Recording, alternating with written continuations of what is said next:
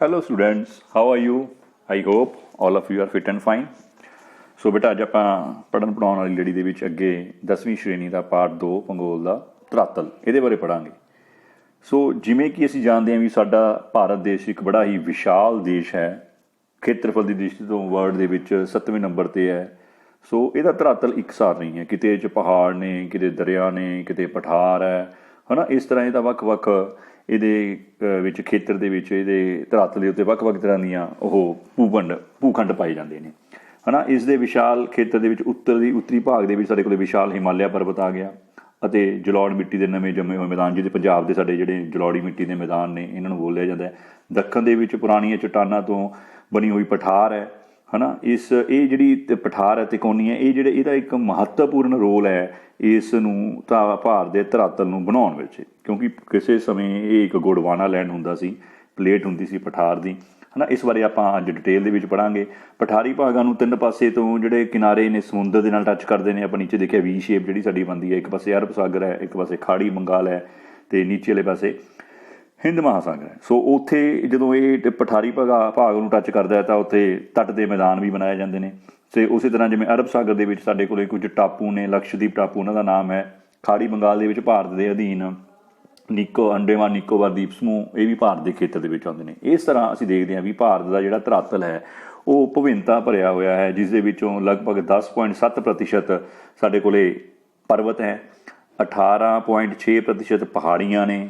ਉਸੇ ਤਰ੍ਹਾਂ ਜਿਹੜਾ ਧਰਾਤਲ ਦਾ 27.7% ਖੇਤਰ ਹੈ ਜਿਹੜਾ ਉਹ ਪਠਾਰਾਂ ਨੇ ਘੇਰਿਆ ਹੋਇਆ ਹੈ, ਅਤੇ ਸਭ ਤੋਂ ਵੱਧ ਖੇਤਰ ਜਿਹੜਾ ਹੈ ਮੈਦਾਨ 43% ਨੇ। ਬੜੇ ਅੰਕੜੇ ਥੋੜ੍ਹੇ ਮੋਟੇ ਅੱਗੇ ਪਿੱਛੇ ਹੋ ਸਕਦੇ ਨੇ, ਪਰ ਬੁੱਕ ਦੇ ਅਨੁਸਾਰ ਆਪਣੇ ਕੋਲ ਲੇਟੈਸਟ ਅੰਕੜੇ ਇਹੀ ਬੋਲਦੇ ਨੇ। ਹੁਣ ਜੇ ਆਪਾਂ ਭਾਰਤ ਦੇ ਧਰਾਤਲ ਦੇ ਵਿੱਚ ਦੇਖੋ, ਇੱਕ ਪਾਸੇ ਪਠਾਰ ਦਿਖਾਇਆ, ਪਹਾੜ ਦਿਖਾਏ ਨੇ, ਨਦੀਆਂ ਦਿਖਾਈਆਂ ਨੇ, ਸਮੁੰਦਰ, ਦੀਪ ਸਮੂਹ ਆ ਗਏ, ਇੱਧਰ ਮੈਦਾਨ ਆ ਗਏ। ਇਹ ਭਾਰਤ ਦੇ ਧਰਾਤਲ ਦੀ ਇੱਕ ਆਪਾਂ ਛੋਟੀ ਜਿਹੀ ਝਲਕ ਇਹਦੇ 'ਚ ਦੇਖੀ ਹੈ। ਤਾਂ ਹੁਣ ਜੇ ਆਪਾਂ ਭਾਰਤ ਦੇ ਧਰਾਤਲ ਦੀ ਗੱਲ ਕਰੀਏ ਤਾਂ ਇਸ ਨੂੰ 5 ਭਾਗਾਂ ਵਿੱਚ ਵੰਡਿਆ ਜਾ ਸਕਦਾ ਹੈ। ਪਹਿਲਾ ਭਾਗ ਕਿਵੇਂ ਹਿਮਾਲਿਆ ਪਰਬਤੀ ਖੇਤਰ ਆ ਗਿਆ, ਫਿਰ ਆ ਗਿਆ ਉੱਤਰ ਦੇ ਵਿਸ਼ਾਲ ਮੈਦਾਨ ਆ ਗਿਆ, ਤੀਸਰਾ ਭਾਗ ਆ ਗਿਆ ਪ੍ਰਾਇਦੀਪੀ ਪਠਾਰ ਦਾ ਖੇਤਰ ਆ ਗਿਆ, ਫਿਰ ਚੌਥੇ ਭਾਗ ਨੂੰ ਅਸੀਂ ਤੱਟ ਦੇ ਮੈਦਾਨ ਬਣਦੇ ਆ ਜਿਹੜੇ ਉਹ ਵੀ ਸ਼ੇਪ ਬਣਦੀ ਹੈ ਨੀਚੇ, ਅਤੇ ਪੰਜਵਾਂ ਭਾਗ ਉਹ ਸਾਡੇ ਜਿਹੜੇ ਦੀਪ ਸਮੂਹ ਨੇ, ਅੰਡੇਮਾਨ ਨਿਕੋਬਾਰ ਦੀਪ ਸਮੂਹ, ਉੱਧਰੋਂ ਲਕਸ਼ਦੀਪ ਸਮੂਹ, ਇਹ ਪੰਜਵਾਂ ਭਾਗ ਹੈ। ਇਸ ਤਰ੍ਹਾਂ ਅਸੀਂ ਬੜਾ ਇੰਪੋਰਟੈਂਟ ਪ੍ਰਸ਼ਨ ਵੀ ਬਣ ਜਾਂਦਾ ਹੈ, ਭਾਰਤ ਦੇ ਧਰਾਤਲ ਨੂੰ ਕਿੰਨੇ ਭਾਗਾਂ ਵਿੱਚ ਵੰਡਿਆ ਜਾ ਸਕਦਾ ਹੈ? 5 ਭਾਗਾਂ ਵਿੱਚ ਵੰਡਿਆ ਜਾ ਸਕਦਾ ਹੈ। ਕਿਹੜੇ ਹਿਮਾਲਿਆ ਪਰਬਤੀ ਖੇਤਰ ਆ ਗਿਆ, ਉੱਤਰ ਦੇ ਵਿਸ਼ਾਲ ਮੈਦਾਨ ਆ ਗਿਆ, ਪ੍ਰਾਇਦੀਪੀ ਪਠਾਰ ਆ ਗਿਆ, ਫਿਰ ਤੱਟ ਦੇ ਮੈਦਾਨ ਆ ਗਿਆ, ਫਿਰ ਭਾਰਤੀ ਦੀਪ ਸਮੂਹ ਆ ਗਿਆ। ਇਹ 5 ਭਾਗ ਨੇ ਜਿਹਨਾਂ ਨੂੰ ਦੇਖੋ, ਆਹ ਮੈਪ ਵੀ ਹੈ, ਇੱਕ 3D ਮੈਪ ਸੀ ਆਪਣੇ ਕੋਲ, ਉੱਪਰਲੇ ਪਾਸੇ ਦੇਖੋ ਆਹ ਸਾਰੇ ਇਹ ਹਿਮਾਲਿਆ ਪਰਬਤ ਦਿਖਾਇਆ ਗਿਆ ਹੈਗਾ, ਠੀਕ ਹੈ। ਹਿਮਾਲਿਆ ਪਰਬਤ ਦੇ ਨੀਚੇ ਆ ਪੰਜਾਬ ਵਗੈਰਾ ਤੋਂ ਸ਼ੁਰੂ ਹੋ ਕੇ ਆ ਸਾਰਾ ਇੱਧਰ ਨੂੰ ਜਦੋਂ ਆਪਾਂ ਪੂਰਬ ਕੰਨੀ ਨੂੰ ਜਾਂਦੇ ਹਾਂ, ਇਹ ਸਾਰੇ ਗ੍ਰੀਨ ਕਲਰ ਦੇ ਉਰੇ ਆਪਾਂ ਨੇ ਉੱਤਰ ਦੇ ਮੈਦਾਨ ਦਿਖਾਏ ਨੇ। ਆਹ ਸੈਂਟਰ ਦੇ ਵਿੱਚ ਆ ਸਾਰਾ ਜਿਹੜਾ ਪਲੇਟ ਆਪਣੇ ਕੋਲ ਆ ਗਈ, ਇਹ ਪ੍ਰਾਇਦੀਪੀ ਪਠਾਰ ਆ ਗਿਆ। ਆਹ ਬਲੂ ਕਲਰ ਦਾ ਜਿਹੜਾ ਸਮੁੰਦਰ ਦੇ ਨਾਲ ਲੱਗਦਾ ਹੈ, ਇਹ ਸਾਡੇ ਕੋਲ ਆ ਗਿਆ ਤੱਟ ਦੇ ਮੈਦਾਨ ਆ ਗਏ। ਦੀਪ ਸਮੂਹ ਅੰਡੇਮਾਨ ਨਿਕੋਬਾਰ ਦੀਪ ਸਮੂਹ ਆ ਗਿਆ, ਆਹ ਵੀ ਸਾਡੇ ਲਕਸ਼ਦੀਪ ਸਮੂਹ ਆ ਗਏ। ਇਹਨੂੰ ਇੱਕ ਆਹ ਪਿਕਚਰ ਨਾਲ ਆਪਾਂ ਦੇਖੋ, ਭਾਰਤ ਦੀ ਧਰਤੀ ਨੂੰ ਮੁੱਖ ਤੌਰ 'ਤੇ 5 ਭਾਗਾਂ ਵਿੱਚ ਵੰਡਿਆ ਜਾ ਸਕਦਾ ਹੈ। ਹਿਮਾਲਿਆ ਪਰਬਤ ਦਾ ਮੈਦਾਨ ਆ ਗਿਆ ਸਾਰਾ, ਜਿੱਥੇ ਹਿਮਾਲਿਆ ਪਰਬਤ ਹੈ। ਫਿਰ ਉੱਤਰ ਦੇ ਵਿਸ਼ਾਲ ਮੈਦਾਨ ਆ ਦੇਖੋ, ਪੰਜਾਬ ਤੋਂ ਸ਼ੁਰੂ ਹੋ ਕੇ ਇੱਧਰ ਪੱਛਮੀ ਬੰਗਾਲ ਤੱਕ ਜਾਂਦੇ ਨੇ। ਫਿਰ ਸੈਂਟਰ ਦੇ ਵਿੱਚ ਭਾਰਤ ਦੇ ਮੱਧ ਦੇ ਵਿੱਚ ਜਿਹੜੀ ਵੱਡੀ ਪਲੇਟ ਹੈ ਇੱਕ, ਇਸ ਨੂੰ ਅਸੀਂ ਪ੍ਰਾਇਦੀਪੀ ਪਠਾਰ ਬੋਲਦੇ ਹਾਂ, ਜਿਹਦੇ ਵਿੱਚੋਂ ਮਾਲਵੇ ਦਾ ਪਠਾਰ ਆ ਗਿਆ, ਹੈ ਨਾ ਜੀ। ਇੱਧਰੋਂ ਛੋਟਾ ਨਾਗਪੁਰ ਆ, ਬਹੁਤ ਇੰਪੋਰਟੈਂਟ ਹੈ, ਪੇਪਰ ਦੇ ਵਿੱਚ ਵੀ ਬਹੁਤ ਵਾਰ ਭਰਨਾ ਆਉਂਦਾ ਹੈ, ਛੋਟਾ ਨਾਗਪੁਰ ਦਾ ਮੈਦਾਨ ਭਰੋ ਕਿੱਥੇ ਹੈ। ਫਿਰ ਦੱਖਣ ਦਾ ਮਹਾਰਾਸ਼ਟਰ ਦਾ ਮੈਦਾਨ ਆ ਗਿਆ, ਇੱਧਰੋਂ ਆਪਣੇ ਕੋਲ ਕਰਨਾਟਕ ਦਾ ਆ ਗਿਆ, ਤੇਲੰਗਾਨਾ ਦਾ ਪਠਾਰ ਆ ਗਿਆ। ਸੋ ਇਹ ਸਾਰਾ ਪਠਾਰ ਹੈ ਜਿਹੜੇ ਛੋਟਾ ਨਾਗਪੁਰ ਦਾ ਪਠਾਰ, ਇੱਧਰੋਂ ਕਰਨਾਟਕ ਦਾ, ਇੱਧਰੋਂ ਦੱਖਣ ਮਹਾਰਾਸ਼ਟਰ ਦਾ, ਇਹ ਸਾਰੇ ਪਠਾਰ ਨੇ। ਇਹਨਾਂ ਪਠਾਰਾਂ ਦੇ ਨਾਲ ਸਾਈਡ ਦੇ ਉੱਤੇ ਦੇਖੋ ਸਾਡੇ ਕੋਲ ਤੱਟ ਦੇ ਮੈਦਾਨ ਆ ਗਏ, ਜਿਹੜੇ ਜਦੋਂ ਇਹ ਪਠਾਰ ਸਮੁੰਦਰ ਦੇ ਨਾਲ ਟੱਚ ਕਰਦਾ ਹੈ ਤਾਂ ਇੱਧਰਲੇ ਪਾਸੇ ਇਹ ਇੱਕ ਪਾਸੇ ਪੂਰਬੀ ਤੱਟ ਦੇ ਮੈਦਾਨ ਆ ਗਿਆ, ਪੂਰਬੀ ਤੱਟ ਆ ਗਿਆ, ਇੱਧਰਲੇ ਪਾਸੇ ਪੱਛਮੀ ਤੱਟ ਦੇ ਮੈਦਾਨ ਆ ਗਏ। ਸੋ ਇਹ ਜਿਹੜੇ ਨੇ ਭਾਰਤ ਦੇ ਧਰਾਤਲ ਨੂੰ 5 ਭਾਗਾਂ ਵਿੱਚ ਵੰਡਣ ਦੀ ਵਿਆਖਿਆ ਕੀਤੀ ਗਈ ਹੈ। ਸੋ ਸਭ ਤੋਂ ਪਹਿਲਾਂ ਆਪਾਂ ਨੇ ਦੇਖਿਆ ਸੀ ਹਿਮਾਲਿਆ ਪਰਬਤ। ਹਿਮਾਲਿਆ ਪਰਬਤ ਭਾਰਤ ਦਾ ਵਿਸ਼ਾਲ ਪਰਬਤ, ਭਾਰਤ ਦੇ ਉੱਤਰ ਦਿਸ਼ਾ ਵਿੱਚ ਫੈਲਿਆ ਹੋਇਆ ਇੱਕ ਵਿਸ਼ਾਲ ਪਰਬਤ ਹੈ। ਦੇਖੋ ਇਹ ਹਿਮਾਲਿਆ ਪਰਬਤ ਦੀ ਪਹਿਲਾਂ ਉਹਦੇ ਸਮਝ ਲਓ ਵੀ ਇਹਨੂੰ ਮੈਂ ਕਿਵੇਂ ਬਣਾਇਆ। ਦੇਖੋ ਇਹ 4 ਕਲਰ ਦਿਖਾਏ, ਉੱਪਰ ਬਲੂ ਕਲਰ ਹੈ, ਫਿਰ ਰੈੱਡ ਕਲਰ ਆ ਗਿਆ, ਉਸ ਤੋਂ ਮਗਰੋਂ ਗ੍ਰੀਨ ਕਲਰ ਆ ਗਿਆ, ਫਿਰ ਬਰਾਊਨ ਕਲਰ ਆ ਗਿਆ। ਇਹ ਸਾਰਾ ਹਿਮਾਲਿਆ ਪਰਬਤ ਹੈ। ਹਿਮਾਲਿਆ ਪਰਬਤ ਦੇ ਵਿੱਚ ਜਿਹੜਾ ਸਭ ਤੋਂ ਉੱਪਰ ਆ ਗਿਆ 3 ਲਾਈਨਸ ਦਿਖਾਈਆਂ ਗਈਆਂ, ਟਰਾਂਸ ਹਿਮਾਲਿਆ, ਉਸ ਤੋਂ ਨੀਚੇ ਮਹਾਨ ਹਿਮਾਲਿਆ ਜਿਹਨੂੰ ਆਪਾਂ ਗ੍ਰੇਟਰ ਹਿਮਾਲਿਆ ਬੋਲਦੇ ਹਾਂ। ਫਿਰ ਗ੍ਰੀਨ ਕਲਰ ਦੇ ਵਿੱਚ ਸਾਡੇ ਕੋਲ ਆ ਗਿਆ ਮੱਧ ਹਿਮਾਲਿਆ ਆ ਗਿਆ, ਲਾਸਟ ਦੇ ਵਿੱਚ ਸ਼ਿਵਾਲਿਕ ਦੀਆਂ ਪਹਾੜੀਆਂ ਜਾਂ ਜਿਹਨੂੰ ਅਸੀਂ ਬਾਹਰੀ ਹਿਮਾਲਿਆ ਬੋਲਦੇ ਹਾਂ। ਇਹ ਹਿਮਾਲਿਆ ਪਰਬਤ ਦੀ ਬਣਤਰ ਹੈ, ਇਸ ਤਰ੍ਹਾਂ ਹੈ। ਹੁਣ ਆਪਾਂ ਜਿਹਨੂੰ ਥੋੜ੍ਹਾ ਪੜ੍ਹੀਏ, ਭਾਰਤ ਦੇ ਉੱਤਰੀ ਸੀਮਾ ਅਤੇ ਬਰਫ਼ ਨਾਲ ਲੱਦੀਆਂ ਹੋਈਆਂ ਪਰਬਤ ਸ਼੍ਰੇਣੀਆਂ ਇੱਕ ਮਹਾਨ ਦੀਵਾਰ ਚਾਪ ਰੂਪੀ ਆਕਾਰ ਵਿੱਚ ਪੂਰਬੀ ਅਤੇ ਪੱਛਮੀ ਦਿਸ਼ਾ ਵਿੱਚ ਫੈਲੀਆਂ ਹੋਈਆਂ ਹਨ। ਆ ਦੇਖੋ, ਇਹ ਸਾਡੇ ਕੋਲੇ ਭਾਰਤ ਦਾ ਉੱਤਰ ਆ ਗਿਆ, ਉੱਤਰ ਦਿਸ਼ਾ ਆ ਗਈ। ਉੱਤਰ ਦਿਸ਼ਾ ਦੇ ਵਿੱਚ ਇੱਥੋਂ ਤੋਂ ਲੈ ਕੇ ਇਸ ਡਾਇਰੈਕਸ਼ਨ ਤੋਂ ਲੈ ਕੇ ਸਾਡੀ ਜਾਂਦੀ ਹੈ ਜਿਹੜੀ, ਇਹ ਇੱਧਰ ਪੱਛਮ ਤੱਕ ਚਲੀ ਜਾਂਦੀ ਹੈ ਲੜੀ। ਇਸ ਨੂੰ ਅਸੀਂ ਮਹਾਨ ਹਿਮਾਲਿਆ ਦੀ ਲੜੀ ਬੋਲਦੇ ਹਾਂ। ਠੀਕ ਹੈ ਜੀ। ਇਹ ਵਿਸ਼ਾਲ ਪਰਬਤੀ ਖੇਤਰ ਪੂਰਬ ਵਿੱਚ ਅਰੁਣਾਚਲ ਪ੍ਰਦੇਸ਼ ਸਾਡੇ ਕੋਲੇ ਆ ਗਿਆ। ਇਹ ਅਰੁਣਾਚਲ ਪ੍ਰਦੇਸ਼ ਉਰੇ ਆ ਗਿਆ। ਅਰੁਣਾਚਲ ਪ੍ਰਦੇਸ਼ ਤੋਂ ਲੈ ਕੇ ਜੰਮੂ ਕਸ਼ਮੀਰ ਤੱਕ ਫੈਲੀ ਹੋਈ ਹੈ। ਇਹ ਵੀ ਆਪਣੇ ਕੋਲੇ ਕਲੀਅਰ ਹੋ ਗਿਆ ਇਸ ਤੋਂ, ਹੈ ਨਾ। ਅਰੁਣਾਚਲ ਪ੍ਰਦੇਸ਼ ਤੋਂ ਲੈ ਕੇ ਪੱਛਮ ਵਿੱਚ ਕਸ਼ਮੀਰ ਤੱਕ 2400 ਕਿਲੋਮੀਟਰ ਦੀ ਲੰਬਾਈ ਤੱਕ ਫੈਲਿਆ ਹੋਇਆ। ਬੇਟਾ ਕਈ ਥਾਂ 'ਤੇ 2400 ਲਿਖਿਆ ਜਾਂਦਾ ਹੈ, ਕਈ ਥਾਂ 'ਤੇ 2500 ਕਿਲੋਮੀਟਰ ਵੀ ਲਿਖਿਆ ਗਿਆ ਹੈ। ਸੋ ਇਹਦੀ ਲੰਬਾਈ ਹੈ। ਇਹ ਵਿਸ਼ਾਲ ਪਰਬਤ ਸ਼੍ਰੇਣੀ ਚੌੜਾਈ ਪੱਛਮ ਵਿੱਚ 320 ਕਿਲੋਮੀਟਰ ਤੋਂ ਲੈ ਕੇ ਪੂਰਬ ਵੱਲ ਜਾਂਦੇ ਹੋਏ ਘਟ ਕੇ 240 ਕਿਲੋਮੀਟਰ ਰਹਿ ਜਾਂਦੀ ਹੈ। ਦੇਖੋ, ਆ ਪੱਛਮ ਵਾਲੀ ਗੱਲ ਸੀਗੀ, ਉਰੇ ਹੈਗਾ 320 ਕਿਲੋਮੀਟਰ ਦੀ ਚੌੜਾਈ ਹੈ, ਪਰ ਐਂਡ 'ਤੇ ਜਾ ਕੇ ਦੇਖੋ ਆਪਾਂ ਦੇਖ ਰਹੇ ਹਾਂ ਵੀ ਇਹ ਜਾ ਕੇ ਉਰੇ ਜਾ ਕੇ ਘਟ ਜਾਂਦੀ ਹੈ। ਆਹ ਵਾਲੇ ਪੁਆਇੰਟ 'ਤੇ ਜਾ ਕੇ ਉਰੇ ਜਾ ਕੇ ਘਟ ਜਾਂਦੀ ਹੈ। ਉਰੇ 240 ਕਿਲੋਮੀਟਰ ਦੇ ਲਗਭਗ ਇਹ ਲੰਬਾਈ ਚੌੜਾਈ ਇਹਦੀ ਰਹਿ ਜਾਂਦੀ ਹੈ। ਫਿਰ ਆ ਗਿਆ ਇਹਨਾਂ ਦਾ ਖੇਤਰਫਲ 5 ਲੱਖ ਵਰਗ ਕਿਲੋਮੀਟਰ ਹੈ। ਹਿਮਾਲਿਆ ਪਰਬਤ ਕਿੰਨੇ ਖੇਤਰ ਵਿੱਚ ਫੈਲਿਆ ਹੋਇਆ ਹੈ? 5 ਲੱਖ ਵਰਗ ਕਿਲੋਮੀਟਰ ਵਿੱਚ ਫੈਲਿਆ ਹੋਇਆ ਹੈ। ਔਸਤਨ ਉਚਾਈ 5100 ਮੀਟਰ ਤੋਂ ਲੈ ਕੇ 5100 ਮੀਟਰ ਜਾਂ 17000 ਫੁੱਟ ਇਸ ਦੀ ਔਸਤਨ ਉਚਾਈ ਹੈ, ਹਾਈਟ ਹੈ। ਦੇਖੋ, ਆਹ ਪਿਕਚਰ ਥੋੜੀ ਜਿਹੀ ਜ਼ੂਮ ਕਰਕੇ ਨੀਅਰ ਕਲੀਅਰ ਹੋਈ ਵੀ ਹੈ। ਦੇਖੋ, ਆਹ ਸਾਡੇ ਕੋਲੇ ਆ ਗਿਆ ਪਹਿਲਾਂ ਉੱਪਰਲਾ ਹਿਮਾਲਿਆ ਪਰਬਤ ਦੀਆਂ ਉੱਪਰਲੀ ਲੜੀਆਂ, ਫਿਰ ਮਹਾਨ ਹਿਮਾਲਿਆ। ਪਹਿਲਾਂ ਇਹ ਬਲੂ ਕਲਰ ਵਾਲੇ ਨੂੰ ਟਰਾਂਸ ਹਿਮਾਲਿਆ ਬੋਲਦੇ ਹਾਂ, ਫਿਰ ਇਹ ਮਹਾਨ ਹਿਮਾਲਿਆ ਆ ਗਿਆ। ਗ੍ਰੀਨ ਕਲਰ ਦੇ ਵਿੱਚ ਮੱਧ ਹਿਮਾਲਿਆ ਆ ਗਿਆ, ਅਤੇ ਬਰਾਊਨ ਕਲਰ ਦੇ ਵਿੱਚ ਬਾਹਰੀ ਹਿਮਾਲਿਆ ਜਾਂ ਸ਼ਿਵਾਲਿਕ ਦੀਆਂ ਪਹਾੜੀਆਂ ਆ ਗਈਆਂ। ਇਹ ਪਿਕਚਰ ਨੂੰ ਤੁਸੀਂ ਆਰਾਮ ਨਾਲ ਦੇਖ ਸਕਦੇ ਹੋ। ਲਗਭਗ ਇਹਦੀ ਲੰਬਾਈ 2400 ਤੋਂ 2500 ਕਿਲੋਮੀਟਰ ਕਹੀ ਜਾਂਦੀ ਹੈ। ਖੇਤਰਫਲ ਇਹਨੇ 5 ਲੱਖ ਵਰਗ ਕਿਲੋਮੀਟਰ ਦਾ ਖੇਤਰਫਲ ਘੇਰਿਆ ਹੋਇਆ ਹੈ। ਸੋ ਅੱਗੇ ਦੇਖੋ, ਹੁਣ ਆਪਾਂ ਗੱਲ ਕਰਦੇ ਹਾਂ ਵੀ ਇਹ ਮਹਾਨ ਹਿਮਾਲਿਆ ਪਰਬਤ ਦੀ ਉਤਪੱਤੀ ਕਿਵੇਂ ਹੋਈ, ਇਹਦਾ ਜਨਮ ਕਿਵੇਂ ਹੋਇਆ, ਇਹ ਕਿਵੇਂ ਬਣਿਆ, ਇਹਦੇ ਬਾਰੇ ਵੀ ਅਸੀਂ ਡਿਸਕਸ ਕਰਨ ਲੱਗੇ ਹਾਂ। ਤਾਂ ਇਹ ਦੇਖੋ, ਕਹਿੰਦਾ ਇਹਨਾਂ ਪਰਬਤਾਂ ਖੇਤਰਾਂ ਦਾ ਜਨਮ ਅੱਜ ਤੋਂ ਲਗਭਗ 400 ਲੱਖ ਸਾਲ, ਕਿੱਡੀ ਵੱਡੀ ਇੱਕ ਅੰਕੜਾ ਹੈ, 400 ਲੱਖ ਸਾਲ ਪਹਿਲਾਂ ਹੋਣਾ ਸ਼ੁਰੂ ਹੋਇਆ। ਦੇਖ ਲਓ ਕਿੰਨੇ ਪੁਰਾਣੇ ਨੇ ਬੇਟਾ ਪਰਬਤ। ਹੌਲੀ ਹੌਲੀ ਪ੍ਰਕਿਰਿਆਵਾਂ ਨਾਲ ਬਣਦੇ ਨੇ, ਕੋਈ 2-4 ਦਿਨਾਂ ਜਾਂ 2-4 ਸਾਲਾਂ 10-20 ਸਾਲਾਂ ਵਿੱਚ ਨਹੀਂ ਬਣਦੇ। 400 ਲੱਖ ਸਾਲ ਪਹਿਲਾਂ ਬਣਨੇ ਸ਼ੁਰੂ ਹੋਏ। ਕਿਵੇਂ ਬਣਨੇ ਹੋਏ ਸ਼ੁਰੂ ਹੋਏ, ਉਹ ਬੜੀ ਇੰਟਰਸਟਿੰਗ ਕਹਾਣੀ ਹੈ। ਦੇਖੋ, ਕਹਿੰਦਾ ਉਸ ਸਮੇਂ ਇਹਨਾਂ ਪਰਬਤੀ ਖੇਤਰਾਂ ਦੀ ਥਾਂ 'ਤੇ, ਜਿੱਥੇ ਇਹਨਾਂ ਪਰਬਤ ਭਾਵ ਜਿੱਥੇ ਹਿਮਾਲਿਆ ਪਰਬਤ ਹੈ, ਕੀ ਸੀ? ਟੈਥਿਸ ਨਾਮਕ ਦਾ ਇੱਕ ਸਮੁੰਦਰ ਹੁੰਦਾ ਸੀ। ਦੇਖੋ ਕਿੱਡੀ ਵੱਡੀ ਇਮੈਜੀਨੇਸ਼ਨ ਕਰਕੇ ਦੇਖੋ ਤੁਸੀਂ, ਇੱਕ ਸਮੁੰਦਰ ਹੁੰਦਾ ਸੀ ਅੱਜ ਤੋਂ ਲਗਭਗ 400 ਲੱਖ ਸਾਲ ਪਹਿਲਾਂ ਉੱਥੇ, ਜਿੱਥੇ ਹੁਣ ਕੀ ਹੈ ਹਿਮਾਲਿਆ ਪਰਬਤ। ਇੱਕ ਪਾਣੀ ਦਾ ਸਮੁੰਦਰ ਹੁੰਦਾ ਸੀ, ਜਿਹਦਾ ਬਦਲ ਕੇ ਹੁਣ ਕੀ ਬਣ ਗਿਆ? ਪਰਬਤ ਬਣ ਚੁੱਕਿਆ। ਕਿਵੇਂ ਬਣਿਆ ਦੇਖੋ, ਹੁਣ ਸਮੁੰਦਰ ਹੈ, ਅਸੀਂ ਜਾਣਦੇ ਹਾਂ ਵੀ ਸਮੁੰਦਰ ਦੇ ਨਾਲ ਜਿਹੜੀ ਧਰਤੀ ਹੋਊਗੀ ਉੱਥੇ ਨਦੀਆਂ ਬਹਿੰਦੀਆਂ ਹੋਣਗੀਆਂ ਤਾਂ ਨਦੀਆਂ ਦੇ ਨਾਲ ਗਾਰ ਵੀ ਆਉਂਦੀ ਹੈ, ਮਿੱਟੀ, ਕੰਕਰ, ਸਾਰਾ ਕੁਛ ਆਉਂਦਾ। ਉਹ ਕਿੱਥੇ ਡਿੱਗਦਾ? ਸਮੁੰਦਰ ਦੇ ਵਿੱਚ ਡਿੱਗਦਾ। ਹੁਣ ਜਿੱਥੇ ਟੈਥਿਸ ਨਾਮਕ ਸਾਗਰ ਸੀ, ਆ ਦੇਖੋ ਇਹ ਆ ਰਿਹਾ ਟੈਥਿਸ ਨਾਮਕ ਸਾਗਰ ਸਾਡੇ ਕੋਲ। ਇਹਦੇ ਉੱਪਰਲੇ ਪਾਸੇ ਉੱਤਰ ਵਾਲੀ ਦਿਸ਼ਾ ਵਿੱਚ ਪਠਾਰ ਹੈ, ਜਿਹੜਾ ਅੱਜ ਕੱਲ੍ਹ ਵੀ ਹੈ, ਤਿੱਬਤ ਦਾ ਪਠਾਰ ਹੈ। ਦੱਖਣ ਵਾਲੇ ਪਾਸੇ ਗੋਂਡਵਾਨਾ ਲੈਂਡ ਸੀ। ਇੱਥੋਂ ਇਹਨਾਂ ਦੋਨਾਂ ਧਰਤੀਆਂ ਦੇ ਉੱਤੋਂ ਜਿਹੜੀਆਂ ਨਦੀਆਂ ਡਿੱਗਦੀਆਂ ਸੀ, ਉਹ ਕਿੱਥੇ ਜਾ ਕੇ ਡਿੱਗਦੀਆਂ ਸੀ? ਇੱਧਰਲੀ ਨਦੀ ਵੀ ਇਹਦੇ ਵਿੱਚ ਡਿੱਗਦੀ ਸੀ ਜਾ ਕੇ, ਆਹ ਵੀ ਜਾ ਕੇ ਕਿੱਥੇ ਨਹੀਂ ਸੀ? ਟੈਥਿਸ ਸਾਗਰ ਦੇ ਵਿੱਚ ਡਿੱਗਦੀ ਸੀ। ਤਾਂ ਟੈਥਿਸ ਸਾਗਰ ਵਿੱਚ ਡਿੱਗਦੀ ਸੀ, ਉੱਥੇ ਗਾਰ ਇਕੱਠੀ ਹੋ ਗਈ, ਉੱਥੇ ਜਿਹਨੂੰ ਆਪਾਂ ਕਹਿੰਦੇ ਹਾਂ ਵੀ ਮਿੱਟੀਆਂ ਦਾ ਲਿਆਤਾ ਹੋਇਆ, ਕੰਕੜ, ਬਾਲੂ, ਮਿੱਟੀ, ਸਭ ਕੁਛ ਇਸ ਥਾਂ ਦੇ ਉੱਤੇ ਜਮ੍ਹਾਂ ਹੋਈ ਗਿਆ, ਭਰੀ ਗਿਆ ਤਾਂ ਉੱਥੇ ਉਹ ਭਰ ਗਿਆ। ਫਿਰ ਕੀ ਹੋਇਆ? ਹੌਲੀ ਹੌਲੀ ਜਿਹੜੀ ਇਹ ਗੋਂਡਵਾਨਾ ਲੈਂਡ ਸੀ, ਇਹਨੇ ਖਿਸਕਣਾ ਸ਼ੁਰੂ ਕਰ ਦਿੱਤਾ। ਪਠਾਰ ਸੀ, ਇਹ ਖਿਸਕ ਰਹੀ ਸੀ ਉੱਤਰ ਵਾਲੇ ਪਾਸੇ ਨੂੰ, ਜਿਹੜੀ ਤਿੱਬਤ ਦੀ ਪਠਾਰ ਸੀ ਇੱਧਰ ਨੂੰ ਖਿਸਕ ਰਹੀ ਸੀ। ਜਦੋਂ ਇਹ ਖਿਸਕਦੀਆਂ ਗਈਆਂ ਤਾਂ ਗੋਂਡਵਾਨਾ ਲੈਂਡ ਸੀ ਜਿਹੜੀ, ਉਹ ਦੇਖੋ ਹੁਣ ਆਪਾਂ ਉਹ ਪੜ੍ਹਦੇ ਹਾਂ, ਧਰਤੀ ਦੀ ਅੰਦਰੂਨੀਆਂ ਸ਼ਕਤੀਆਂ ਦੇ ਕਾਰਨ ਦੋਨੇ ਪਠਾਰ, ਕਿਹੜਾ ਪਠਾਰ? ਇੱਕ ਪਾਸੇ ਤਿੱਬਤ ਦਾ ਪਠਾਰ, ਦੂਸਰੇ ਪਾਸੇ ਜਿਹੜਾ ਗੋਂਡਵਾਨਾ ਲੈਂਡ ਸੀ, ਇੱਕ ਦੂਜੇ ਵੱਲ ਵਧਣ ਲੱਗੇ, ਜਿਸ ਤੇ ਫਲਸਰੂਪ Indian plates, Gondwana land Eurasian plates ਭਾਵ ਤਿੱਬਤ ਦੇ ਪਠਾਰ ਵਾਲੀ ਪਲੇਟ ਦੇ ਨੀਚੇ ਧੱਸ ਗਈ। ਇੱਕ ਮਿੰਟ, ਆਹ ਪਿਕਚਰ ਦੇਖੋ, ਤੁਹਾਨੂੰ ਉਦੋਂ ਕਲੀਅਰ ਹੋਊਗੀ। ਇੱਕ ਮਿੰਟ, ਇਹ ਪਿਕਚਰ ਦੇ ਵਿੱਚ ਸਾਡੇ ਕੋਲ ਆਹ ਕਲੀਅਰ ਆ ਗਿਆ। ਕਿਵੇਂ ਹੋਇਆ? ਆਹ ਦੇਖੋ, ਇਹ ਇੰਡੀਅਨ ਪਲੇਟ ਹੈ ਜਿਹੜੀ, ਇਹ ਕਿੱਥੇ ਜਾ ਰਹੀ ਹੈ? ਇਹ ਸਾਡੇ ਕੋਲ ਯੂਰੇਸ਼ੀਅਨ ਪਲੇਟ, ਆਹ ਵਾਲੀ ਯੂਰੇਸ਼ੀਅਨ ਪਲੇਟ ਦੇ ਨੀਚੇ ਧੱਸ ਗਈ। ਤਾਂ ਆਹ ਪੁਆਇੰਟ ਦੇਖੋ, ਜਿੱਥੇ ਉਹ ਗਾਰ ਇਕੱਠੀ ਹੋਈ ਸੀ, ਬਾਲੂ, ਮਿੱਟੀ ਜੋ ਨਹਿਰਾਂ ਨੇ ਲਿਆ ਕੇ ਸੀ, ਇਹਨੇ ਉੱਪਰ ਨੂੰ ਉੱਠਣਾ ਸ਼ੁਰੂ ਕਰ ਦਿੱਤਾ। ਦੇਖੋ ਹਿਮਾਲਿਆ ਪਰਬਤ ਦਿਖਾਇਆ ਇਹਨਾਂ ਨੇ, ਉੱਪਰ ਨੂੰ ਉੱਠਣਾ ਸ਼ੁਰੂ ਕਰ ਦਿੱਤਾ। ਤਾਂ ਇਸ ਤਰ੍ਹਾਂ ਜਦੋਂ ਇਹਦੇ ਵਿੱਚ ਆਪਾਂ ਨੇ ਪੜ੍ਹਿਆ ਵੀ ਇਹ ਉਚਾਈ, ਤਾਂ ਉਹਦੇ ਵਿੱਚ ਜਿਹੜੀ ਤਲਛਟ ਦੇ ਵਿੱਚ ਜਿਹੜਾ ਯੂਰੇਸ਼ੀਅਨ ਪਲੇਟ ਦੇ ਨੀਚੇ ਧੱਸ ਗਈ, ਅਤੇ ਤਲਛਟ ਜਿਹੜਾ ਸਮੁੰਦਰ ਦੇ ਵਿੱਚ ਗਾਰ ਜਮ੍ਹਾਂ ਹੋਈ ਵੀ ਸੀ, ਉਹਦੇ ਵਿੱਚ ਮੋੜ ਪੈਣ ਲੱਗ ਗਏ, ਬਲ ਪੈਣ ਲੱਗ ਗਏ। ਇਸੇ ਕਰਕੇ ਬੇਟਾ ਹਿਮਾਲਿਆ ਪਰਬਤ ਨੂੰ ਬਲਦਾਰ, ਫੋਲਡਡ ਮਾਊਂਟੇਨਸ ਵੀ ਕਿਹਾ ਜਾਂਦਾ ਹੈ। ਅਤੇ ਅੱਜ ਵੀ ਇਹਦੀ ਉਚਾਈ ਵੱਧਦੀ ਰਹੀ ਹੈ, ਕਿਉਂਕਿ ਜਿਹੜੀ ਗੋਂਡਵਾਨਾ ਲੈਂਡ ਹੈ ਉਹ ਯੂਰੇਸ਼ੀਅਨ ਪਲੇਟ ਦੇ ਨੀਚੇ ਹੋਰ ਧੱਸ ਰਹੀ ਹੈ, ਤਾਂ ਇਹਦੀ ਡੇਲੀ ਵਾਂਗੂ ਹਾਈਟ ਵੱਧਦੀ ਜਾ ਰਹੀ ਹੈ। ਇਸੇ ਕਰਕੇ ਇਹਨਾਂ ਨੂੰ ਜਵਾਨ ਪਰਬਤ ਵੀ ਕਿਹਾ ਜਾਂਦਾ ਹੈ। ਬੜਾ ਇੰਪੋਰਟੈਂਟ ਕੁਐਸਚਨ ਹੈ ਵੀ ਭਾਰਤ ਦੇ ਜਵਾਨ ਪਰਬਤ ਕਿਹੜੇ ਨੇ? ਹਿਮਾਲਿਆ ਪਰਬਤ ਭਾਰਤ ਦੇ ਜਵਾਨ ਪਰਬਤ ਨੇ। ਅੱਜ ਵੀ ਉਹਨਾਂ ਦੀ ਹਾਈਟ ਵੱਧ ਰਹੀ ਹੈ। ਸੋ ਇੱਥੇ ਬਰਫ਼, ਇਹ ਸਾਰਾ ਸਾਲ ਬਰਫ਼ ਨਾਲ ਢਕੇ ਰਹਿੰਦੇ ਸੀ, ਇਸ ਕਰਕੇ ਇਹਨੂੰ ਹਿਮਵਾਲਾ ਜਾਂ ਇਹਦਾ ਨਾਮ ਹਿਮਾਲਿਆ ਪੈ ਗਿਆ।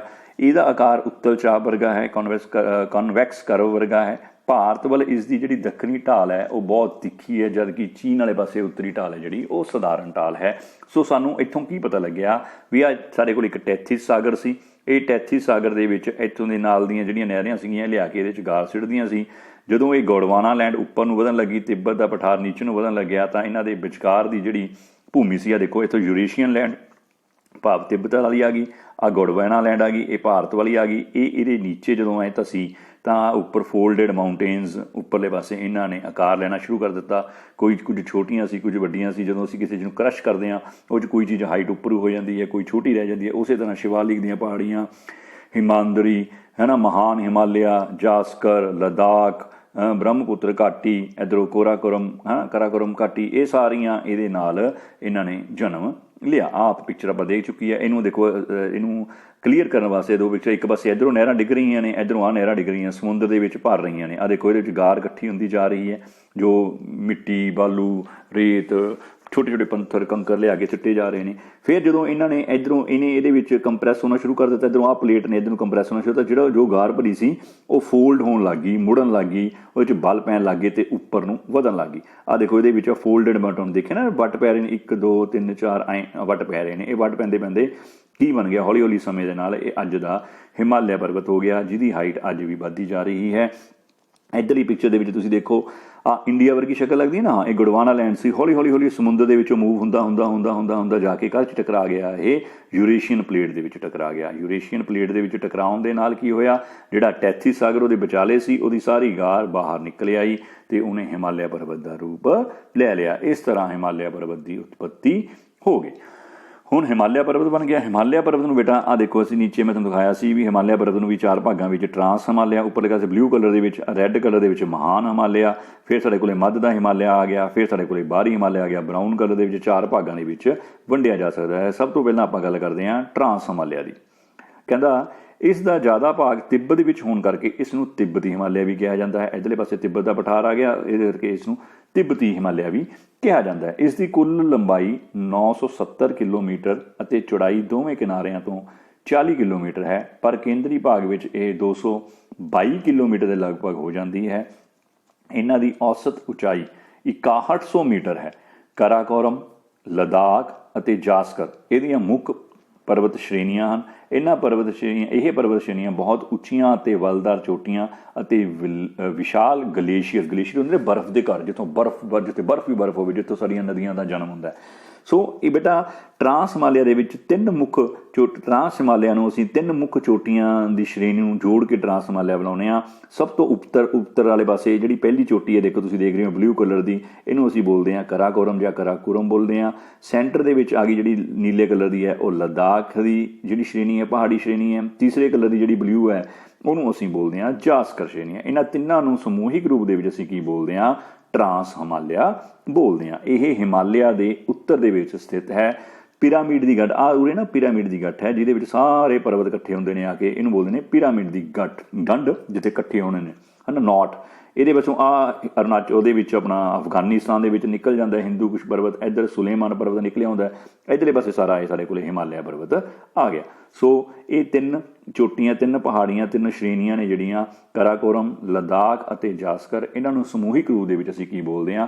ਟਰਾਂਸ ਹਿਮਾਲਿਆ। ਇਹ ਸਭ ਤੋਂ ਪੁਰਾਣਾ ਹਿਮਾਲਿਆ ਦੇ ਵਿੱਚ ਆਉਂਦਾ ਹੈ, ਜਿਹਦੀਆਂ ਚੋਟੀਆਂ ਸਾਰਾ ਸਾਲ ਬਰਫ਼ ਨਾਲ ਢੱਕੇ ਰਹਿੰਦੀਆਂ ਨੇ। ਇਹਦੀ ਔਸਤਨ ਹਾਈਟ ਹੈ ਜਿਹੜੀ 6100 ਮੀਟਰ ਹੈ।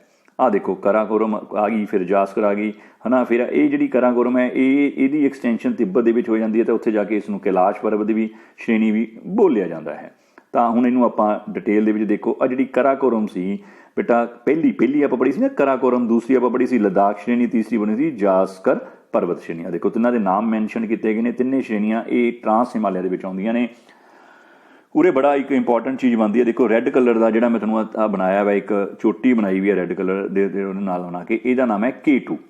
K2 ਸਭ ਤੋਂ ਉੱਤਰ ਦਿਸ਼ਾ ਵੱਲ ਪਹਿਲਾ ਜਿਹੜਾ ਹੈ ਨਾ ਕਰਾਕੋਰਮ ਪਰਬਤ ਸ਼੍ਰੇਣੀ ਆਉਂਦੀ ਹੈ। ਪਹਿਲੀ ਉੱਪਰਲੇ ਪਾਸੇ ਕਰਾਕੋਰਮ ਸ਼੍ਰੇਣੀ ਆਉਂਦੀ ਹੈ, ਮੱਧ ਦੇ ਵਿੱਚ ਲੱਦਾਖ ਪਰਬਤ ਸ਼੍ਰੇਣੀ ਹੈ, ਅਤੇ ਸਭ ਤੋਂ ਹੇਠ ਵਾਲੇ ਪਾਸੇ ਜਾਸਕਰ ਪਰਬਤ ਸ਼੍ਰੇਣੀ ਆਉਂਦੀ ਹੈ। ਕਿਹੜੇ ਪਰਬਤ ਦੇ ਵਿੱਚ? ਇਹ ਟਰਾਂਸ ਹਿਮਾਲਿਆ ਦੇ ਭਾਗ ਨੇ।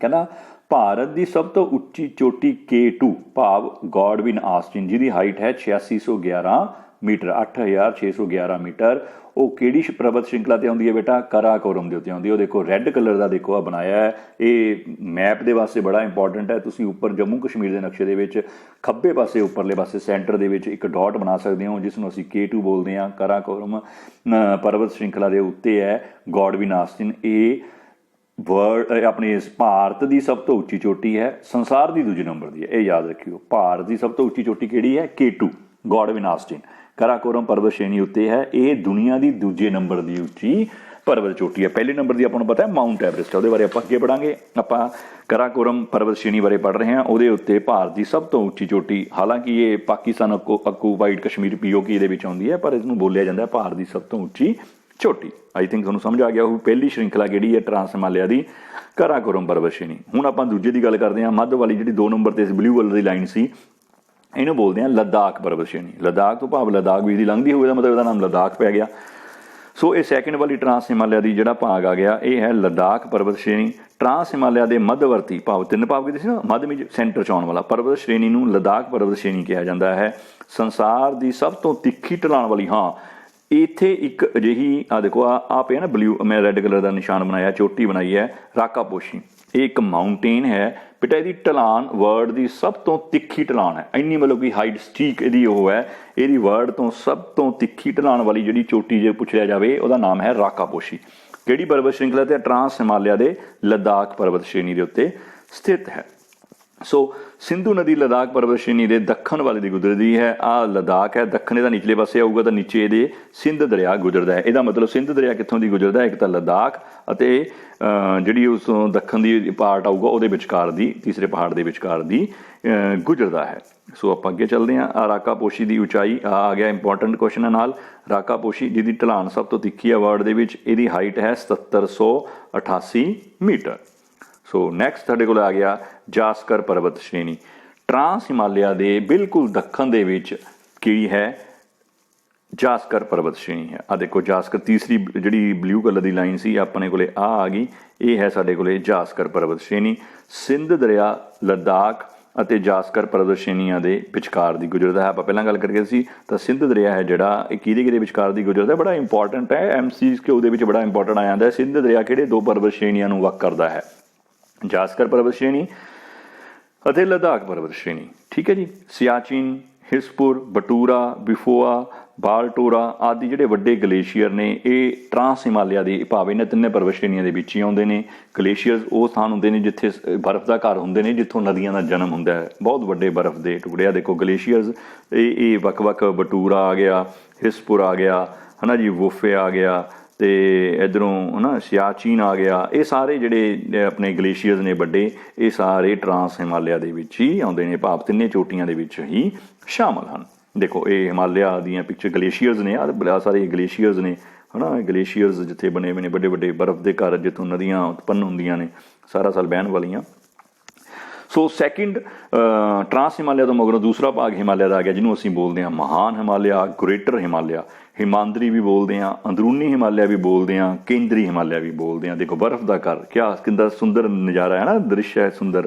ਪਹਾੜ ਫਿਰ ਸੁੰਦਰ ਹੀ ਹੁੰਦੇ ਨੇ, ਅਤੇ ਹਿਮਾਲਿਆ ਪਰਬਤ ਤਾਂ ਦੁਨੀਆ ਦਾ ਸਭ ਤੋਂ ਸੁੰਦਰ ਪਰਬਤ ਹੈ। ਇੱਕ ਉਰੇ ਵੀ ਯਾਦ ਰੱਖਿਓ, ਦੁਨੀਆ ਦੇ ਬਾਕੀ ਜਿਵੇਂ ਅਮਰੀਕਾ ਦੇ ਵਿੱਚ ਹੋ ਗਿਆ, ਆਸਟ੍ਰੇਲੀਆ ਦੇ ਵਿੱਚ ਹੋ ਗਿਆ, ਯੂਰਪ ਦੇ ਵਿੱਚ ਹੋ ਗਿਆ, ਬਟ ਉਹ ਸਾਰੇ ਪਰਬਤ ਕੀ ਨੇ? ਪੂਰਬ ਤੋਂ ਪੱਛਮ ਦਿਸ਼ਾ ਵੱਲ ਆਉਣ ਵਾਲੇ, ਜਾਂ ਪੱਛਮ ਤੋਂ ਪੂਰਬ ਦਿਸ਼ਾ ਵਾਲੇ, ਭਾਵ ਇਸ ਤਰ੍ਹਾਂ ਖੜੇ ਪਰਬਤ ਨੇ ਉਹ ਸਾਰੇ ਦੇ ਸਾਰੇ। ਪਰ ਜਿਹੜਾ ਹਿਮਾਲਿਆ ਪਰਬਤ ਹੈ ਇਹਦੀ ਇਹ ਇੱਕ ਇਸ ਤਰ੍ਹਾਂ ਹੈ, ਹੌਰੀਜੈਂਟਲ ਹੈ, ਭਾਵ ਪੱਛਮ ਤੋਂ ਪੂਰਬ ਵੱਲ ਜਾਂ ਪੂਰਬ ਤੋਂ ਪੱਛਮ ਵੱਲ ਨੂੰ ਕਹਿ ਸਕਦੇ ਹਾਂ। ਇਹ ਯਾਦ ਰੱਖਿਓ, ਹਿਮਾਲਿਆ ਪਰਬਤ ਦੀ ਇਹ ਵਿਸ਼ੇਸ਼ਤਾ ਹੈ। ਦੇਖੋ ਕਿੰਨਾ ਸੁੰਦਰ ਦ੍ਰਿਸ਼ ਹੈ, ਹਿਮਾਲਿਆ ਪਰਬਤ ਬੜਾ ਸੋਹਣਾ ਹੈ, ਜੰਨਤ ਬੋਲਿਆ ਜਾਂਦਾ ਹੈ ਇਸ ਨੂੰ। ਕਹਿੰਦਾ ਜੀ ਇਹ ਪੱਛਮ ਵਿੱਚ ਸਿੰਧ ਨਦੀ ਦੀ ਡੂੰਘੀ ਘਾਟੀ ਤੋਂ ਲੈ ਕੇ ਭਾਰਤ ਦੇ ਉੱਪਰ ਜਦੋਂ ਹਿਮਾਲਿਆ ਪਰਬਤ ਜਾਂਦੇ ਹਾਂ, ਪੱਛਮ ਵਿੱਚ ਸਿੰਧ ਨਦੀ ਹੈ, ਸਿੰਧੂ ਦਰਿਆ ਜਿਹੜਾ ਆਪਾਂ ਜਾਣਦੇ ਹਾਂ, ਹੈ ਨਾ। ਹਿਮਾਲਿਆ ਤੋਂ ਨਿਕਲ ਕੇ ਭਾਰਤ ਦੇ ਉੱਪਰੋਂ ਜੰਮੂ ਕਸ਼ਮੀਰ ਲੱਦਾਖ ਵਿੱਚ ਦੀ ਹੁੰਦਾ ਹੋਇਆ ਪਾਕਿਸਤਾਨ ਜਾਂ ਅਰਬ ਸਾਗਰ ਡਿੱਗਦਾ। ਸਿੰਧੂ ਨਦੀ ਦੀ ਡੂੰਘੀ ਘਾਟੀ ਤੋਂ ਲੈ ਕੇ ਉੱਤਰ ਪੂਰਬ ਵਿੱਚ ਬ੍ਰਹਮਪੁੱਤਰ ਨਦੀ ਦੀ ਦਿਆਂਗ ਘਾਟੀ ਤੱਕ ਫੈਲੀ ਹੋਈ ਹੈ। ਦੇਸ਼ ਦੀ ਸਭ ਤੋਂ ਲੰਬੀ ਅਤੇ ਉੱਚੀ ਪਰਬਤ ਸ਼੍ਰੇਣੀ ਜਿਸ ਵਿੱਚ ਇਹ ਵਰਲਡ ਦੀ ਦੁਨੀਆ ਭਾਰਤ ਦੀ ਸਭ ਤੋਂ ਉੱਚੀ ਪਰਬਤ ਸ਼੍ਰੇਣੀ ਹੈ। ਜਿਹੜੀਆਂ ਆਪਾਂ ਵਰਲਡ ਦੀਆਂ ਪਰਬਤ ਸ਼੍ਰੇਣੀਆਂ ਕਰਾਂਗੇ ਉਹ ਜ਼ਿਆਦਾਤਰ ਇਸੇ ਮਹਾਨ ਹਿਮਾਲਿਆ ਦੇ ਵਿੱਚ ਆਉਂਦੀਆਂ ਨੇ, ਗ੍ਰੇਟਰ ਹਿਮਾਲਿਆ ਦੇ ਵਿੱਚ ਆਉਂਦੀਆਂ ਨੇ ਵਰਲਡ ਦੀਆਂ ਉੱਚੀਆਂ ਉੱਚੀਆਂ ਪਰਬਤ ਸ਼੍ਰੇਣੀਆਂ, ਜਿਸ ਵਿੱਚ ਗ੍ਰੇਨਾਈਟ, ਸ਼ਿਸਟ, ਨੀਸ਼ ਜਿਹੀਆਂ ਪੁਰਾਤਨ ਮਹਾਂਕਲਪ ਦੀਆਂ ਰਾਵੇਦਾਰ ਅਤੇ ਪਰਬਤੀ ਚਟਾਨਾਂ ਮਿਲਦੀਆਂ ਨੇ। ਇਹ ਹਿਮਾਲਿਆ, ਇਸ ਗ੍ਰੇਟਰ ਹਿਮਾਲਿਆ ਦੀ ਬਣਤਰ ਹੈ ਵੀ ਇਸ ਤਰ੍ਹਾਂ ਦੇ ਕਿਸ ਤਰ੍ਹਾਂ ਦੀਆਂ ਚਟਾਨਾਂ ਨੇ, ਕਿਸ ਤਰ੍ਹਾਂ ਤੋਂ ਉਹਨਾਂ ਦੀ ਬਣਤਰ ਉਤਪੱਤੀ ਹੋਈ ਹੈ। ਲੋ ਜੀ, ਹੁਣ ਆਹ ਦੇਖੋ ਉਹੀ ਆਪਾਂ ਪੁਰਾਣੀ ਪਿਕਚਰ ਆ ਗਈ ਆਪਣੇ ਕੋਲ। ਇਹਦੇ ਵਿੱਚ ਜਿਹੜੀਆਂ ਰੈੱਡ ਕਲਰ ਦੀਆਂ ਮਾਊਂਟੇਨਸ ਬਣਾਈਆਂ ਹੋਈਆਂ ਨੇ, ਦੇਖੋ ਉਰੋਂ ਤੋਂ ਲੈ ਕੇ ਇਹ ਉਰੋਂ ਤੱਕ ਫੈਲਿਆ ਹੋਇਆ, ਕਸ਼ਮੀਰ ਤੋਂ ਲੈ ਕੇ ਅਰੁਣਾਚਲ ਪ੍ਰਦੇਸ਼ ਤੱਕ ਫੈਲਿਆ ਹੋਇਆ। ਇਹ ਸਾਰੀ ਰੈੱਡ ਕਲਰ ਦੀ ਮਾਊਂਟੇਨ ਨੂੰ ਅਸੀਂ ਕੀ ਬੋਲਦੇ ਹਾਂ? ਗ੍ਰੇਟਰ ਹਿਮਾਲਿਆ, ਮਹਾਨ ਹਿਮਾਲਿਆ ਬੋਲਦੇ ਹਾਂ। ਇਸ ਪਰਬਤ ਸ਼੍ਰੇਣੀ ਦੀ ਲੰਬਾਈ ਕਸ਼ਮੀਰ ਆ ਗਿਆ ਦਿਸ ਪੁਆਇੰਟ, ਕਸ਼ਮੀਰ ਤੋਂ ਲੈ ਕੇ ਅਰੁਣਾਚਲ ਪ੍ਰਦੇਸ਼, ਉਰੇ ਸਾਡਾ ਅਰੁਣਾਚਲ ਪ੍ਰਦੇਸ਼ ਆ ਗਿਆ, ਤੱਕ 2400 ਕਿਲੋਮੀਟਰ ਹੈ। ਬੇਟਾ ਮੈਂ ਪਹਿਲਾਂ ਵੀ ਦੱਸਿਆ ਕਿਤੇ ਕਿਤੇ ਨੂੰ 2500 ਕਿਲੋਮੀਟਰ ਵੀ ਦਿਖਾਇਆ ਗਿਆ ਹੈ। ਇਸ ਦੀ ਔਸਤ ਉਚਾਈ 6000 ਮੀਟਰ ਜਾਂ 20000 ਫੁੱਟ ਤੱਕ ਹੈ। ਚੌੜਾਈ ਇਸ ਦੀ 100 ਤੋਂ 200 ਮੀਟਰ ਤੱਕ ਹੈ। ਇਹ ਹੈਗਾ ਕਸ਼ਮੀਰ ਤੋਂ ਲੈ ਕੇ ਅਰੁਣਾਚਲ ਪ੍ਰਦੇਸ਼ ਤੱਕ ਫੈਲਿਆ ਹੋਇਆ ਗ੍ਰੇਟਰ ਹਿਮਾਲਿਆ, ਇਸ ਦਾ ਨਾਮ ਹੈ। 2400-2500 ਕਿਲੋਮੀਟਰ ਦੀ ਇਹਦੀ ਲੰਬਾਈ ਹੈ। ਕਲੀਅਰ? ਇਹ ਪਿਕਚਰ ਤੁਹਾਨੂੰ ਕਲੀਅਰ ਹੋ ਗਿਆ ਹਿਮਾਲਿਆ ਪਰਬਤ ਦੇ ਵਿੱਚ ਮਹਾਨ ਹਿਮਾਲਿਆ। ਦੇਖੋ ਹੁਣ ਆ ਗਿਆ ਸੰਸਾਰ ਦੀ ਸਭ ਤੋਂ ਉੱਚੀ ਚੋਟੀ ਮਾਊਂਟ ਐਵਰੈਸਟ। ਇਹ ਯਾਦ ਰੱਖਣਾ ਹੈ, ਦੁਨੀਆ ਦੀ ਸਭ ਤੋਂ ਉੱਚੀ ਚੋਟੀ ਕਿਹੜੀ ਹੈ? ਮਾਊਂਟ ਐਵਰੈਸਟ ਹੈ। ਉਹਦੀ ਹਾਈਟ ਕਿੰਨੀ ਹੈ? 8848 ਮੀਟਰ, 8848 ਮੀਟਰ ਹੈ। ਉਹ ਵੀ ਬੇਟਾ ਗ੍ਰੇਟਰ ਹਿਮਾਲਿਆ ਦੇ ਉੱਤੇ ਹੀ ਹੈ। ਆਹ ਦੇਖੋ ਤੁਸੀਂ ਇਹਨੂੰ ਪਿਕਚਰ ਨੂੰ ਮਾੜਾ ਜਿਹਾ ਜ਼ੂਮ ਕਰਕੇ ਦੇਖ ਦਈਏ ਜੇ ਆਪਾਂ, ਆ ਰਹੀ ਸਾਡੇ ਕੋਲੇ ਮਾਊਂਟ ਐਵਰੈਸਟ। ਇਹ ਆ ਰਿਹਾ ਮਾਊਂਟ ਐਵਰੈਸਟ। ਦੁਨੀਆ ਦੀ ਸਭ ਤੋਂ ਉੱਚੀ ਚੋਟੀ ਕਿਹੜੀ ਹੈ? Mount Everest. ਕਿੱਥੇ ਹੈ? ਗ੍ਰੇਟਰ ਹਿਮਾਲਿਆ ਦੇ ਵਿੱਚ ਹੈ। ਪਰ ਇਹ ਯਾਦ ਰੱਖਿਓ ਇਹ ਭਾਰਤ ਵਿੱਚ ਨਹੀਂ ਹੈ, ਇਹ ਕਿੱਥੇ ਹੈ? ਨੇਪਾਲ ਵਿੱਚ ਹੈ।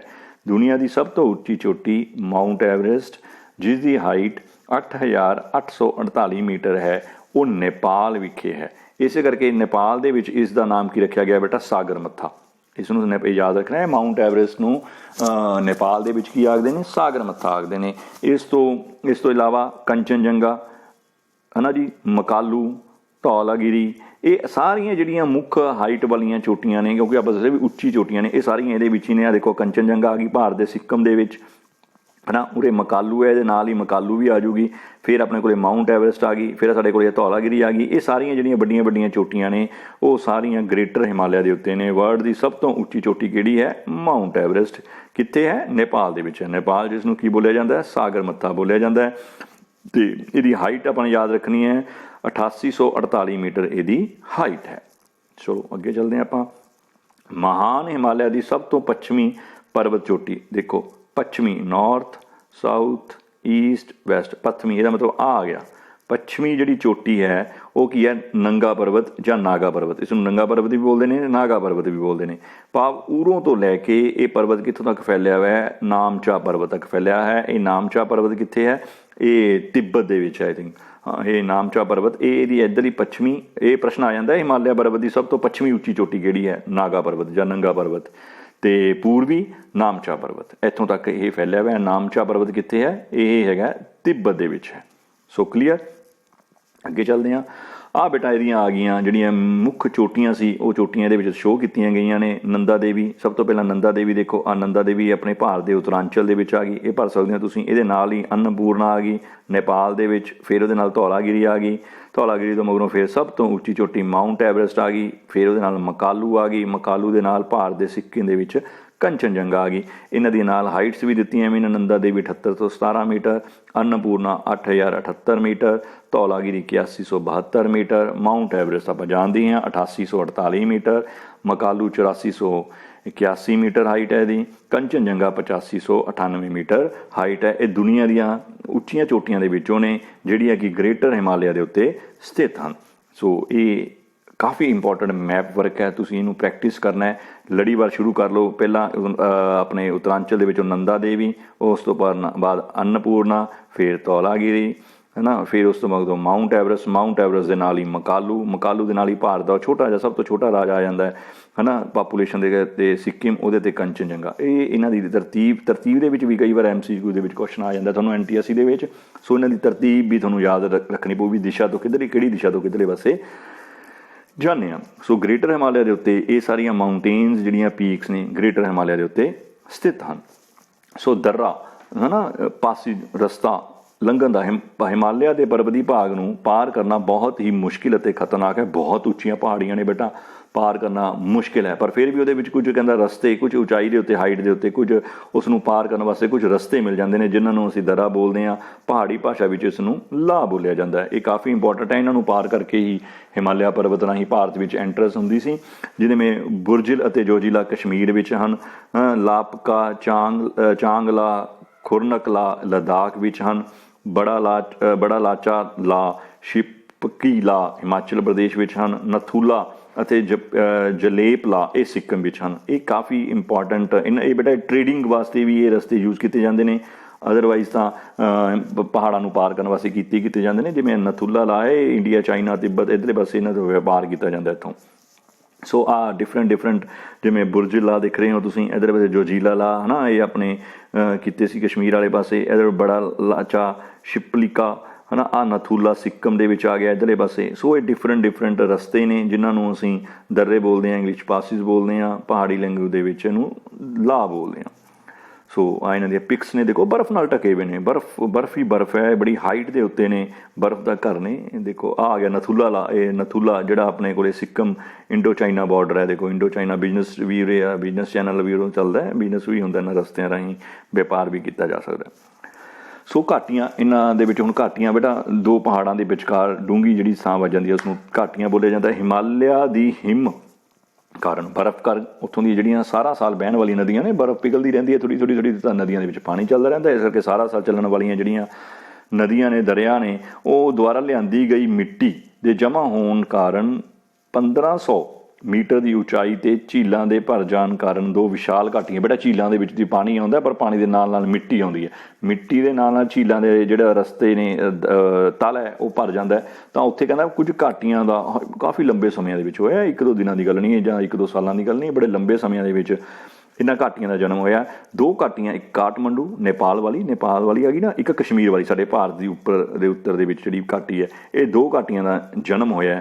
ਅਤੇ ਇਹਨਾਂ ਘਾਟੀਆਂ ਬਾਰੇ ਆਪਾਂ ਪੜ੍ਹਦੇ, ਦੇਖੋ ਕਸ਼ਮੀਰ ਵਾਹ ਕਿਆ ਜੰਨਤ ਹੈ ਨਾ, ਦੇਖੋ ਕਸ਼ਮੀਰ ਦਾ ਆਪਾਂ ਸੁਣਿਆ ਨਾ ਵੀ ਸਵਰਗ ਕਿੱਥੇ ਹੈ, ਕਸ਼ਮੀਰ ਦੇ ਵਿੱਚ ਹੈ, ਇੰਨੀ ਸੋਹਣੀ ਘਾਟੀ ਹੈ।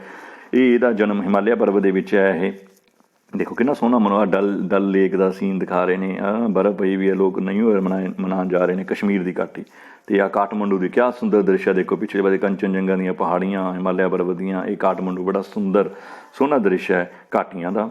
ਸੋ ਇਹ ਘਾਟੀਆਂ ਉੱਥੇ ਨੇ। ਹੁਣ ਆ ਗਿਆ ਸਾਡੇ ਕੋਲੇ ਤੀਸਰਾ ਭਾਗ ਹਿਮਾਲਿਆ ਦਾ, ਮੱਧ ਹਿਮਾਲਿਆ, ਜਾਂ ਜਿਹਨੂੰ ਅਸੀਂ ਛੋਟਾ ਹਿਮਾਲਿਆ ਬੋਲਦੇ ਹਾਂ। ਗ੍ਰੀਨ ਕਲਰ ਦਾ ਬੇਟਾ ਤੁਸੀਂ ਸਾਰਾ ਦੇਖ ਰਹੇ ਹੋ, ਆ ਜਾ ਰਿਹਾ, ਇਹ ਇੱਧਰ ਪੂਰਬ ਦੇ ਵਿੱਚ ਜਾ ਕੇ ਮਹਾਨ ਹਿਮਾਲਿਆ ਦੇ ਵਿੱਚ ਹੀ ਸਮਾ ਜਾਂਦਾ ਹੈ। ਕਿਉਂਕਿ ਬੇਟਾ ਇਹ ਨਾ ਉਰੇ ਇਹਦੀ ਹਾਈਟ ਜ਼ਿਆਦਾ ਹੈ ਹਿਮਾਲਿਆ ਦੀ, ਪਰ ਐਂਡ 'ਤੇ ਜਾ ਕੇ ਉਰੇ ਜਾ ਕੇ ਪੂਰਬ ਦੇ ਵਿੱਚ ਜਾ ਕੇ ਇਹ ਸਾਰੇ ਇਕੱਠੇ ਹੋ ਜਾਂਦੇ ਨੇ, ਮਹਾਨ ਹਿਮਾਲਿਆ ਦੇ ਵਿੱਚ ਸਮਾ ਜਾਂਦੇ ਨੇ, ਇਹਨਾਂ ਦਾ ਆਪ ਦਾ ਵਜੂਦ ਖਤਮ ਹੋ ਜਾਂਦਾ, ਫਿਰ ਉੱਥੇ ਗ੍ਰੇਟਰ ਹਿਮਾਲਿਆ ਹੀ ਬੋਲਿਆ ਜਾਂਦਾ।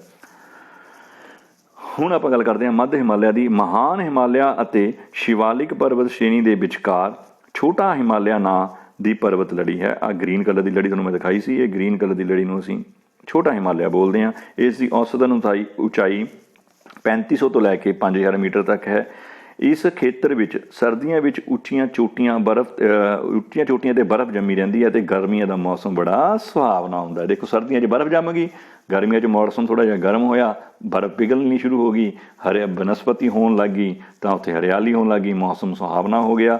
ਆਪਾਂ ਅਕਸਰ ਕਹਿ ਦਿੰਦੇ ਹਾਂ ਗਰਮੀਆਂ ਦਾ ਮੌਸਮ ਆ ਗਿਆ ਜੀ, ਗਰਮੀਆਂ ਪੰਜਾਬ 'ਚ ਬੜੀ ਗਰਮੀ ਹੈ, ਕਿੱਥੇ ਚੱਲੀਏ, ਚਲੋ ਜੀ ਸ਼ਿਮਲੇ ਚਲੋ, ਚਲੋ ਜੀ ਕਸ਼ਮੀਰ ਸ਼੍ਰੀਨਗਰ ਚਲੋ, ਚਲੋ ਜੀ ਨੈਨੀਤਾਲ ਚਲੋ, ਡਲਹੌਜੀ ਚਲੋ। ਸੋ ਇਹ ਉਹ ਘਾਟੀਆਂ ਇਹਦੇ 'ਤੇ ਕਿਹੜੇ ਹਿਮਾਲਿਆ ਦੇ ਭਾਗ 'ਚ ਪਾਈ ਜਾਂਦੀਆਂ ਨੇ, ਛੋਟੇ ਹਿਮਾਲਿਆ ਭਾਗ ਦੇ ਵਿੱਚ ਜਾਂ ਮੱਧ ਭਾਗ ਵਿੱਚ ਪਾਏ ਜਾਂਦੇ ਨੇ। ਪੂਰਬ ਵੱਲ ਵੱਧਦੇ ਹੋਏ ਇਹ ਪਰਬਤ ਸ਼੍ਰੇਣੀ ਮਹਾਨ ਹਿਮਾਲਿਆ ਦੇ ਵਿੱਚ ਸਮਾ ਜਾਂਦੀ ਹੈ। ਆਪਾਂ ਤੁਹਾਨੂੰ ਗੱਲ ਕੀਤੀ ਸੀ ਵੀ ਇੱਧਰਲੇ ਪਾਸੇ ਜਾਂਦੇ ਹੋਏ ਇਹ ਮਹਾਨ ਹਿਮਾਲਿਆ ਦੇ ਵਿੱਚ ਸਮਾ ਗਈ। ਲਓ ਜੀ ਸ਼੍ਰੇਣੀਆਂ, ਕਸ਼ਮੀਰ ਵਿੱਚ ਪੀਰ ਪੰਜਾਲ ਅਤੇ ਨਾਗਾ ਟਿੱਲਾ, ਹਿਮਾਚਲ ਵਿੱਚ ਧੌਲਾਧਰ ਅਤੇ ਕਮਾਊ, ਇਹਦੀਆਂ ਪਰਬਤ ਸ਼੍ਰੇਣੀਆਂ ਨੇ, ਚੋਟੀਆਂ ਨੇ।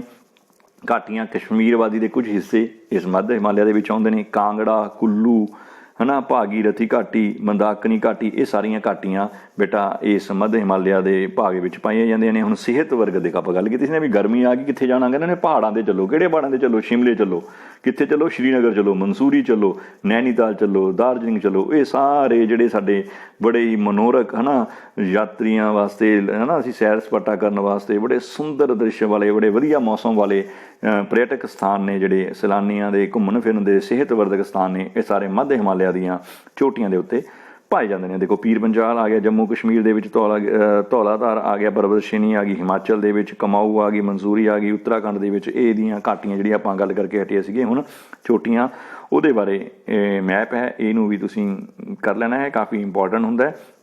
ਦੇਖੋ ਸ਼ਿਮਲਾ ਕਿਆ ਹੈ ਨਾ, ਬਰਫ ਪਈ ਵੀ ਹੈ। ਆਪਾਂ ਅਕਸਰ ਪੰਜਾਬੀ ਤਾਂ ਜ਼ਿਆਦਾਤਰ ਸ਼ਿਮਲੇ ਜਾਂਦੇ ਨੇ ਨਵਾਂ ਸਾਲ ਮਨਾਉਣ, 31 ਦਸੰਬਰ ਨੂੰ ਅੱਧਾ ਪੰਜਾਬ ਸ਼ਿਮਲੇ ਤੁਰਿਆ ਵਾ ਹੁੰਦਾ। ਦੇਖੋ ਸ਼ਿਮਲੇ ਦਾ ਮਾਲ ਰੋਡ ਦਾ ਸੀਨ ਹੈ, ਦੇਖੋ ਹੈ ਨਾ ਕਿੰਨਾ ਸੋਹਣਾ ਸੀਨ ਹੈ। ਸੋ ਇਹ ਘਾਟੀਆਂ ਸਾਰੀਆਂ ਮੱਧ ਹਿਮਾਲਿਆ ਵਿੱਚ ਪਾਏ ਜਾਂਦੇ ਨੇ। ਕਸ਼ਮੀਰ ਦੀ ਡਲ ਲੇਕ ਆ ਗਈ, ਡਲ ਸ਼ਿਕਾਰਾ ਚੱਲ ਰਿਹਾ ਦੇਖੋ ਹੈ ਨਾ। ਇਹ ਸਾਰੇ ਮਨਸੂਰੀ ਕਿਆ ਸੁੰਦਰ ਦ੍ਰਿਸ਼ ਹੈ, ਦੇਖੋ ਕਿੰਨਾ ਸੋਹਣਾ, ਕਿੰਨਾ ਕਲਰਫੁਲ, ਪਹਾੜਾਂ ਦੇ ਵਿੱਚ ਬੱਦਲ ਨੇ, ਰੰਗ ਬਿਰੰਗੇ ਘਰ ਹੈ ਨਾ। ਇਹ ਮਨੋਰਕ ਹੈ ਨਾ, ਸਿਹਤਵਰਧਕ, ਤੰਦਰੁਸਤ ਹੋ ਜਾਂਦਾ। ਬਿਮਾਰ ਬੰਦੇ ਨੂੰ ਆਪਾਂ ਕਹਿੰਦੇ ਹਾਂ ਕਿੱਥੇ ਲੈ ਜਾਓ, ਪਹਾੜਾਂ ਦੀ ਸੈਰ ਕਰਾ ਲਿਆਓ। ਸੋ ਇਹ ਉਹਨੇ ਨੈਨੀਤਾਲ ਝੀਲ ਦੇ ਆਲੇ ਦੁਆਲੇ ਬਸਿਆ ਹੋਇਆ ਬੜਾ ਸੁੰਦਰ ਸੋਹਣਾ ਦੇ ਸ਼ਹਿਰ ਹੈ ਦੇਖੋ ਨੈਨੀਤਾਲ। ਇਹ ਸਾਰੇ ਜਿਹੜੀਆਂ ਇਹ ਨੇ ਕਿੱਥੇ ਨੇ, ਮੱਧ ਹਿਮਾਲਿਆ ਦੇ ਉੱਤੇ ਫੈਲੀਆਂ ਹੋਈਆਂ। ਹੁਣ ਬੇਟਾ ਆਪਾਂ ਕਰਦੇ ਹਾਂ ਚੌਥਾ ਭਾਗ ਹਿਮਾਲਿਆ ਦਾ, ਸ਼ਿਵਾਲਿਕ ਜਾਂ ਬਾਹਰੀ ਹਿਮਾਲਿਆ। ਇਹ ਹਿਮਾਲਿਆ ਪਰਬਤ ਵਾਲੀ ਲੜੀ ਦੇ ਵਿੱਚ ਬਿਲਕੁਲ ਦੱਖਣ ਦੇ ਵਿੱਚ ਆਉਂਦਾ ਹੈ, ਭਾਵ ਚੌਥਾ ਭਾਗ ਹੈ।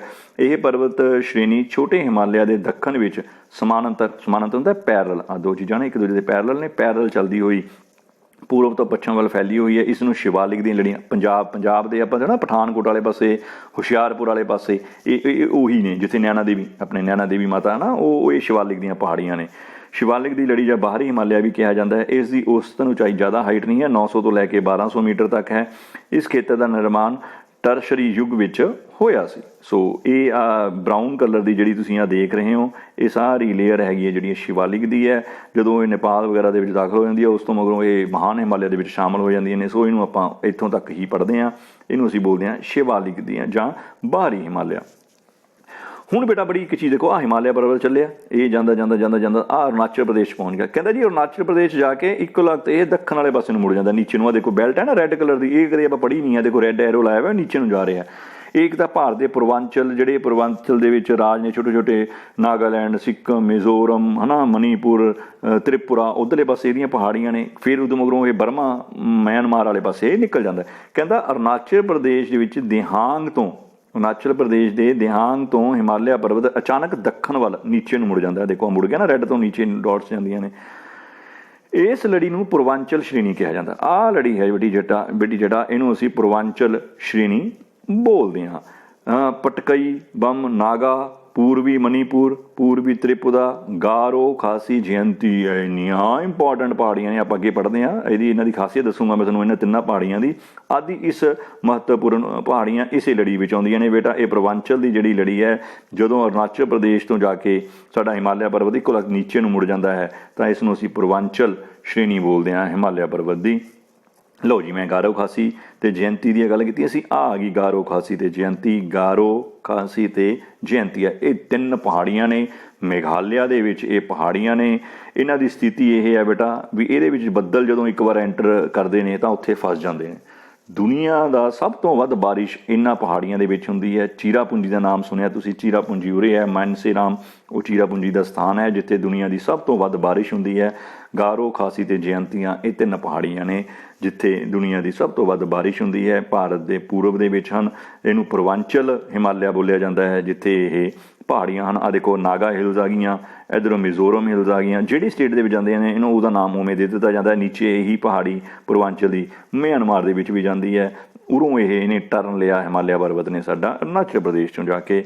ਤੋ ਇਹ ਸਾਡੀ ਹਿਮਾਚਲ ਪ੍ਰਦੇਸ਼ ਦੀ ਹਿਮਾਲਿਆ ਪਰਬਤ ਦੀ ਬਾਹਰਲੀਆਂ ਸ਼੍ਰੇਣੀਆਂ ਆ ਗਈਆਂ। ਸੋ ਇਹਦੇ ਨਾਲ ਹੁਣ ਆਈ ਹੋਪ ਤੁਹਾਨੂੰ ਹਿਮਾਲਿਆ ਪਰਬਤ ਬਾਰੇ ਸਮਝ ਆ ਗਿਆ। ਉਹ ਹਿਮਾਲਿਆ ਪਰਬਤ ਨੂੰ ਅਸੀਂ 4 ਭਾਗਾਂ ਵਿੱਚ ਵੰਡਦੇ ਹਾਂ। ਪਹਿਲਾ ਭਾਗ ਕਿਹੜਾ ਸੀ? ਟਰਾਂਸ ਹਿਮਾਲਿਆ। ਦੂਸਰਾ ਸੀ ਗ੍ਰੇਟਰ ਹਿਮਾਲਿਆ। ਤੀਸਰਾ ਸੀ ਮੱਧ ਹਿਮਾਲਿਆ ਤੇ ਚੌਥਾ ਸੀ ਸ਼ਿਵਾਲਿਕ ਦੀਆਂ ਪਹਾੜੀਆਂ ਜਾਂ ਬਾਹਰੀ ਹਿਮਾਲਿਆ। ਸੋ ਬੇਟਾ ਅਸੀਂ ਹਿਮਾਲਿਆ ਪਰਬਤ ਬਾਰੇ ਇੰਨਾ ਕੁਛ ਪੜ੍ਹ ਕੇ ਆਏ ਹਾਂ ਤਾਂ ਤੁਹਾਨੂੰ ਆਈ ਥਿੰਕ ਉਹਦਾ ਆਈਡੀਆ ਹੋ ਗਿਆ ਵੀ ਸਾਨੂੰ ਹਿਮਾਲਿਆ ਪਰਬਤ ਤੋਂ ਕੀ ਕੁਛ ਮਿਲਦਾ, ਕੀ ਕੁਛ ਲਾਭ ਨੇ। ਪਹਿਲਾਂ ਤਾਂ ਦੇਖੋ ਕਿੱਡੀ ਵੱਡੀ ਸ਼੍ਰੇਣੀ ਹੈ ਜਿਹਨੂੰ ਪਾਰ ਕਰਨਾ ਬੜਾ ਮੁਸ਼ਕਿਲ ਹੈ ਨਾ। ਐਡੀ ਵੱਡੀ ਉੱਚੀਆਂ ਪਹਾੜੀਆਂ ਨੇ। ਇਹਦਾ ਮਤਲਬ ਸਾਡੇ ਦੇਸ਼ ਦੀ ਸੁਰੱਖਿਆ ਵਾਸਤੇ ਇੱਕ ਬਾਉਂਡਰੀ ਦਾ ਕੰਮ ਕਰਦੀਆਂ ਨੇ, ਇੱਕ ਸਿਕਿਉਰਿਟੀ ਦਾ ਕੰਮ ਕਰਦੀਆਂ ਨੇ, ਜਿਹਨੂੰ ਪਾਰ ਕਰਕੇ ਆਉਣਾ ਬੜਾ ਮੁਸ਼ਕਿਲ ਹੈ। ਖਣਿਜ ਪਦਾਰਥ ਮਿਲਦੇ ਨੇ, ਪਹਾੜੀਆਂ ਨੇ ਹੈ ਨਾ, ਸਮੁੰਦਰ ਦੇ ਲਾਵੇ ਤੋਂ ਬਣੀਆਂ ਹੋਈਆਂ ਪਹਾੜੀਆਂ ਨੇ, ਅਨੇਕਾਂ ਪ੍ਰਕਾਰ ਦੇ ਉੱਥੋਂ ਖਣਿਜ ਪਦਾਰਥ ਮਿਲਦੇ ਨੇ। ਸਾਡੀ ਵਿੱਤੀ ਹਾਲਾਤਾਂ ਨੂੰ ਕਰਨ ਵਾਸਤੇ ਕੁਦਰਤੀ ਜਲ ਪ੍ਰਾਪਤੀ ਹੁੰਦੀ ਹੈ। ਉੱਥੇ ਦੇ ਗਲੇਸ਼ੀਅਰਸ ਆਪਾਂ ਦੇਖ ਕੇ ਆਏ ਸੀ। ਗਲੇਸ਼ੀਅਰਸ ਤੋਂ ਸਾਰਾ ਸਾਲ ਵਹਿਣ ਵਾਲੀਆਂ ਨਦੀਆਂ ਨਿਕਲਦੀਆਂ ਨੇ। ਚਾਹ ਦੀ ਖੇਤੀ ਕੀਤੀ ਜਾਂਦੀ ਹੈ ਪਹਾੜਾਂ ਦੇ ਉੱਤੇ। ਚਾਹ ਦੀ ਖੇਤੀ ਜਿਹੜੀ ਸਾਡੀ ਆਪਣੀਆਂ ਸਿੱਕਮ ਵਾਲੇ ਪਾਸੇ ਦੀ ਉੱਥੋਂ ਦੀ ਚਾਹ ਦਾ ਦਾਰਜਲਿੰਗ ਦੀ ਚਾਹ ਵਰਲਡ ਦੇ ਵਿੱਚ ਫੇਮਸ ਹੈ। ਲੱਕੜੀ ਅਤੇ ਜੜੀ ਬੂਟੀਆਂ ਮਿਲਦੀਆਂ, ਲੱਕੜ ਮਿਲਦੀ ਹੈ ਇੰਡਸਟਰੀਜ਼ ਵਾਸਤੇ, ਘਰਾਂ ਵਾਸਤੇ, ਬਾਲਣ ਵਾਸਤੇ, ਜੜੀ ਬੂਟੀਆਂ ਮਿਲਦੀਆਂ, ਬੜੇ ਤਰ੍ਹਾਂ ਦੀਆਂ ਆਯੁਰਵੈਦਿਕ ਦਵਾਈਆਂ ਬਣਾਈਆਂ ਜਾਂਦੀਆਂ ਨੇ। ਠੀਕ ਹੈ ਜੀ। ਸਿਹਤ ਦੇ ਦੇਖੋ ਫਿਰ ਉਹੀ ਗੱਲ ਆ ਗਈ ਹੈ ਨਾ, ਕਿੱਥੇ ਚੱਲਣਾ ਘੁੰਮਣ ਵਾਸਤੇ ਸਰਦੀਆਂ ਵਿੱਚ? ਸ਼ਿਮਲੇ ਚੱਲਣਾ, ਸ਼੍ਰੀਨਗਰ, ਕੁੱਲੂ, ਮਨਾਲੀ, ਦਾਰਜਲਿੰਗ, ਹੈ ਨਾ, ਇਹ ਸਾਰੀਆਂ ਜਿਹੜੀਆਂ ਨੇ ਇਹ ਹਿਮਾਲਿਆ ਪਰਬਤ ਦੇ ਸਾਨੂੰ ਲਾਭ ਨੇ। ਡਿਟੇਲ ਦੇ ਵਿੱਚ ਤੁਸੀਂ ਆਪਣੀ ਬੁੱਕ ਵਿੱਚੋਂ ਪੜ੍ਹ ਲੈਣਾ, ਬਟ ਮੇਰੇ ਖਿਆਲ 'ਚ ਤਾਂ ਜੇ ਤੁਸੀਂ ਇਹਨੂੰ ਚੰਗੀ ਤਰ੍ਹਾਂ ਸੁਣਿਆ ਹੈ ਸਾਰੇ ਲੈਕਚਰ ਨੂੰ, ਤੁਸੀਂ ਆਪ ਵੀ ਹਿਮਾਲਿਆ ਪਰਬਤ ਦੇ ਲਾਭ ਦੱਸ ਸਕਦੇ ਹੋ। ਫਿਰ ਵੀ ਤੁਹਾਡੀ ਕਿਤਾਬ ਦੇ ਵਿੱਚ ਹਿਮਾਲਿਆ ਪਰਬਤ ਦੇ ਲਾਭ ਦਿੱਤੇ ਹੋਏ ਨੇ, ਇੱਥੋਂ ਤੁਸੀਂ ਇਹਨਾਂ ਨੂੰ ਨਾਲ ਟੱਚ ਕਰਕੇ, ਹੈ ਨਾ, ਵੀ ਇੱਕ ਤਾਂ ਜੇ ਹਿਮਾਲਿਆ ਪਰਬਤ ਨਾ ਹੁੰਦਾ, ਪਹਿਲਾਂ ਹੀ ਕਈ ਵਾਰ ਪ੍ਰਸ਼ਨ ਆ ਜਾਂਦਾ, ਤਾਂ ਸਾਨੂੰ ਜਿਹੜੀਆਂ ਯੂਰਪੀਅਨ ਜਿਹੜੀਆਂ ਹਵਾਵਾਂ ਸੀ ਉਹਨਾਂ ਨੇ ਸਾਡੇ ਪੰਜਾਬ ਨੂੰ ਵੀ ਘੱਟੋ ਘੱਟ, ਪਹਿਲੀ ਗੱਲ ਤਾਂ ਪੰਜਾਬ ਦੀ ਗੱਲ ਕਰੀਏ, ਪੰਜਾਬ ਨੂੰ ਇੱਕ ਚਿੱਟਾ ਰੇਗਿਸਤਾਨ ਬਣਾ ਦੇਣਾ ਸੀ। ਸੋ ਉੱਥੋਂ ਆਉਣ ਵਾਲੀਆਂ ਠੰਡੀਆਂ ਹਵਾਵਾਂ ਤੋਂ ਬਚਾਉਂਦਾ ਹੈ। ਫਿਰ ਮਾਨਸੂਨ ਜਿਹੜੀਆਂ ਨੇ ਪੌਣਾ ਨੇ ਉਹਨਾਂ ਦੇ ਇਹ ਆਪੋਜ਼ਿਟ ਡਾਇਰੈਕਸ਼ਨ ਦੇ ਵਿੱਚ ਹੋਣ ਕਰਕੇ ਸਭ ਤੋਂ ਵਰਖਾ ਵੱਧ ਹਿਮਾਲਿਆ ਪਰਬਤ ਕਰਕੇ ਹੁੰਦੀ ਹੈ। ਹਿਮਾਲਿਆ ਪਰਬਤ ਸਾਨੂੰ ਕੁਦਰਤੀ ਸਰਹੱਦ ਬਾਰਡਰ ਹੈ, ਚੀਨ ਨਾਲ ਬਾਰਡਰ ਹੈ ਇੱਧਰੋਂ, ਹੈ ਨਾ, ਚੀਨ ਦਾ ਮੇਨ ਜਿਹੜੀ, ਨਹੀਂ ਤਾਂ ਚੀਨ ਨਾਲ ਸਾਡੀ ਲੜਾਈ ਰੋਜ਼ ਲੱਗੀ ਰਹੀ ਹਿਮਾਲਿਆ ਪਰਬਤ ਕਰਕੇ। 1962 ਵਿੱਚ ਜਿਹੜੀ ਇੰਡੀਆ ਇੱਕੋ ਇੱਕ ਚੀਨ ਨਾਲ ਲੜਾਈ ਹੋਈ ਸੀ, ਉਹ ਵੀ ਚੀਨ ਨੂੰ ਬੜੀ ਮੁਸ਼ਕਿਲ ਨਾਲ ਇਹ ਬਾਰਡਰ ਕ੍ਰਾਸ ਕੀਤਾ ਸੀ। ਹਿਮਾਲਿਆ ਪਰਬਤ ਪ੍ਰਮੁੱਖ ਨਦੀਆਂ ਦਾ ਸਰੋਤ ਹੈ, ਸਾਰਾ ਸਾਲ ਵਹਿਣ ਵਾਲੀਆਂ ਨਦੀਆਂ ਉੱਥੋਂ ਮਿਲਦੀਆਂ ਨੇ, ਸਤਲੁਜ, ਹੈ ਨਾ, ਸਿੰਧ, ਗੰਗਾ, ਬ੍ਰਹਮਪੁੱਤਰ ਦੇ ਵਿਸ਼ਾਲ ਮੈਦਾਨ ਇਹਨਾਂ ਨਦੀਆਂ ਤੋਂ ਲਿਆਤੀ ਹੋਈ, ਹੈ ਨਾ, ਜਿਹੜੀ ਗਾਰ ਹੁੰਦੀ ਹੈ ਜਾਂ ਉਹ ਮਿੱਟੀ ਹੁੰਦੀ ਹੈ, ਉਪਜਾਊ ਮਿੱਟੀ ਹੈ, ਜਲੌੜ ਮਿੱਟੀ ਹੈ, ਉਹਦੇ ਕਰਕੇ ਹੀ ਬਣੇ ਨੇ। ਹਿਮਾਲਿਆ ਪਰਬਤ 'ਚ ਕਈ ਪ੍ਰਕਾਰ ਜੰਗਲਾਂ ਤੋਂ ਕਈ ਪ੍ਰਕਾਰ ਦੇ ਰੁੱਖ, ਜੜੀ ਬੂਟੀਆਂ ਮਿਲਦੀਆਂ ਨੇ, ਆਯੁਰਵੈਦਿਕ ਭੰਡਾਰ ਨੇ ਦਵਾਈਆਂ ਦਾ। ਹਿਮਾਲਿਆ ਵਿੱਚ ਸਿਹਤਵਰਧਕ ਪਹਾੜ ਨੇ, ਸੈਲਾਨੀਆਂ ਦੇ ਲੱਖਾਂ ਦੀ ਤਾਦਾਦ ਉੱਥੇ ਘੁੰਮਣ ਫਿਰਨ ਜਾਂਦੇ ਨੇ। ਵਿਦੇਸ਼ੀ ਯਾਤਰੀ ਸ਼੍ਰੀਨਗਰ, ਡਲਹੌਜੀ, ਇੱਧਰ ਆਪਣੇ ਦਾਰਜਲਿੰਗ ਵਾਲੀ ਸਾਈਡ 'ਤੇ ਬੜੇ ਵਿਦੇਸ਼ੀ ਯਾਤਰੀ ਆਉਂਦੇ ਨੇ। ਸੋ ਇਹਦੇ ਨਾਲ ਸਾਡੇ ਜਿੱਥੇ ਸਿਹਤ ਵਰਗ ਨੇ ਉੱਥੇ ਦੇਸ਼ ਵਾਸਤੇ ਸੋਰਸ ਆਫ ਇਨਕਮ ਵੀ ਹਨ ਜਦੋਂ ਵਿਦੇਸ਼ੀ ਆਉਂਦੇ ਨੇ। ਹਿਮਾਲਿਆ ਪਰਬਤ ਵਿੱਚ ਕਈ ਸਾਡੇ ਤੀਰਥਕ ਸਥਾਨ ਵੀ ਹਨ, ਜਿਵੇਂ ਕੈਲਾਸ਼, ਅਮਰਨਾਥ ਦੀ ਯਾਤਰਾ, ਹੈ ਨਾ, ਅਮਰਨਾਥ ਜਾਂਦੇ ਹਾਂ ਆਪਾਂ, ਉਹ ਵੀ ਪਹਾੜਾਂ ਉੱਥੇ ਹੀ ਹੈ। ਹਿਮਾਲਿਆ ਵਿੱਚ ਬਦਰੀਨਾਥ ਜੀ, ਕੇਦਾਰਨਾਥ ਜੀ, ਮਾਤਾ ਵੈਸ਼ਨੋ ਦੇਵੀ, ਜਵਾਲਾ ਜੀ, ਚਿੰਤਪੁਰਨੀ, ਗੰਗੋਤਰੀ ਜਿੱਥੋਂ ਗੰਗਾ ਦਾ ਜਨਮ ਹੋਇਆ, ਜਮੋਤਰੀ ਜਿੱਥੋਂ ਜਮਨਾ ਦਾ ਜਨਮ ਹੋਇਆ, ਹੇਮਕੁੰਟ ਸਾਹਿਬ, ਹੈ ਨਾ, ਇਹ ਸਾਰੇ ਜਿਹੜੇ ਪਵਿੱਤਰ ਤੀਰਥ ਸਥਾਨ ਨੇ ਸਾਰੇ ਸਾਡੇ ਇਹ ਹਿਮਾਲਿਆ ਪਰਬਤ ਦੇ ਵਿੱਚ ਹੀ ਹਨ। ਸੋ ਮੈਨੂੰ ਲੱਗਦਾ ਵੀ ਤੁਹਾਨੂੰ ਕਾਫੀ ਹਿਮਾਲਿਆ ਪਰਬਤ ਦੀ ਉਤਪੱਤੀ ਬਾਰੇ, ਉਸ ਦੇ ਨਿਰਮਾਣ ਬਾਰੇ, ਹਿਮਾਲਿਆ ਪਰਬਤ ਦੀ ਕਿਉਂ ਵੀ ਅੱਜ ਵੀ ਇਹਦੀ ਹਾਈਟ ਵੱਧਦੀ ਜਾ ਰਹੀ ਹੈ। ਸੋ ਆਈ ਹੋਪ ਤੁਹਾਨੂੰ ਇਹ ਵੀਡੀਓ ਵਧੀਆ ਲੱਗੀ ਹੋਊ, ਨੌਲੇਜ ਵਾਲੀ ਹੋਊ, ਇਹਦੇ ਪੁਆਇੰਟ ਨਾਲ ਨੋਟ ਕਰੀ ਚੱਲਿਓ।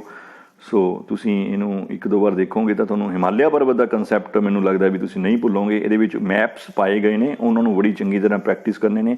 ਪੁਆਇੰਟ ਐਗਜ਼ਾਮੀਨੇਸ਼ਨ ਪੁਆਇੰਟ ਵੀ ਤਾਂ ਹੈਗਾ ਹੀ ਹੈਗਾ ਬੇਟਾ, ਪਰ ਸਾਨੂੰ ਆਪਣੇ ਆਪ ਨੂੰ ਵੀ ਗਿਆਨ ਹੋਣਾ ਚਾਹੀਦਾ ਹੈ ਵੀ ਪਰਬਤ ਦੇ ਵਿੱਚ ਕਿਹੜੀ ਥਾਂ ਕਿੱਥੇ ਹੈ, ਕਿਹੜੀ ਚੋਟੀ ਕਿੱਥੇ ਹੈ। ਜਿਵੇਂ ਹੈ ਨਾ, ਦੁਨੀਆ ਦੀ ਸਭ ਤੋਂ ਉੱਚੀ ਚੋਟੀ ਮਾਊਂਟ ਐਵਰੈਸਟ ਹੈ, ਨੇਪਾਲ ਦੇ ਵਿੱਚ ਹੈ। ਭਾਰਤ ਦੀ ਸਭ ਤੋਂ ਉੱਚੀ ਚੋਟੀ K2 ਹੈ, ਗੋਡਵਿਨ ਆਸਟਿਨ, ਕਸ਼ਮੀਰ ਦੇ ਵਿੱਚ ਉੱਪਰ ਹੈ ਨਾ, ਟੌਪ ਦੇ ਉੱਤੇ ਹੈ, ਜਿਹਨੂੰ ਪਾਕਿਸਤਾਨ ਆਕੂਪਾਈਡ ਕਸ਼ਮੀਰ ਕਹਿੰਦੇ ਨਾ, ਉੱਥੇ ਹਨ।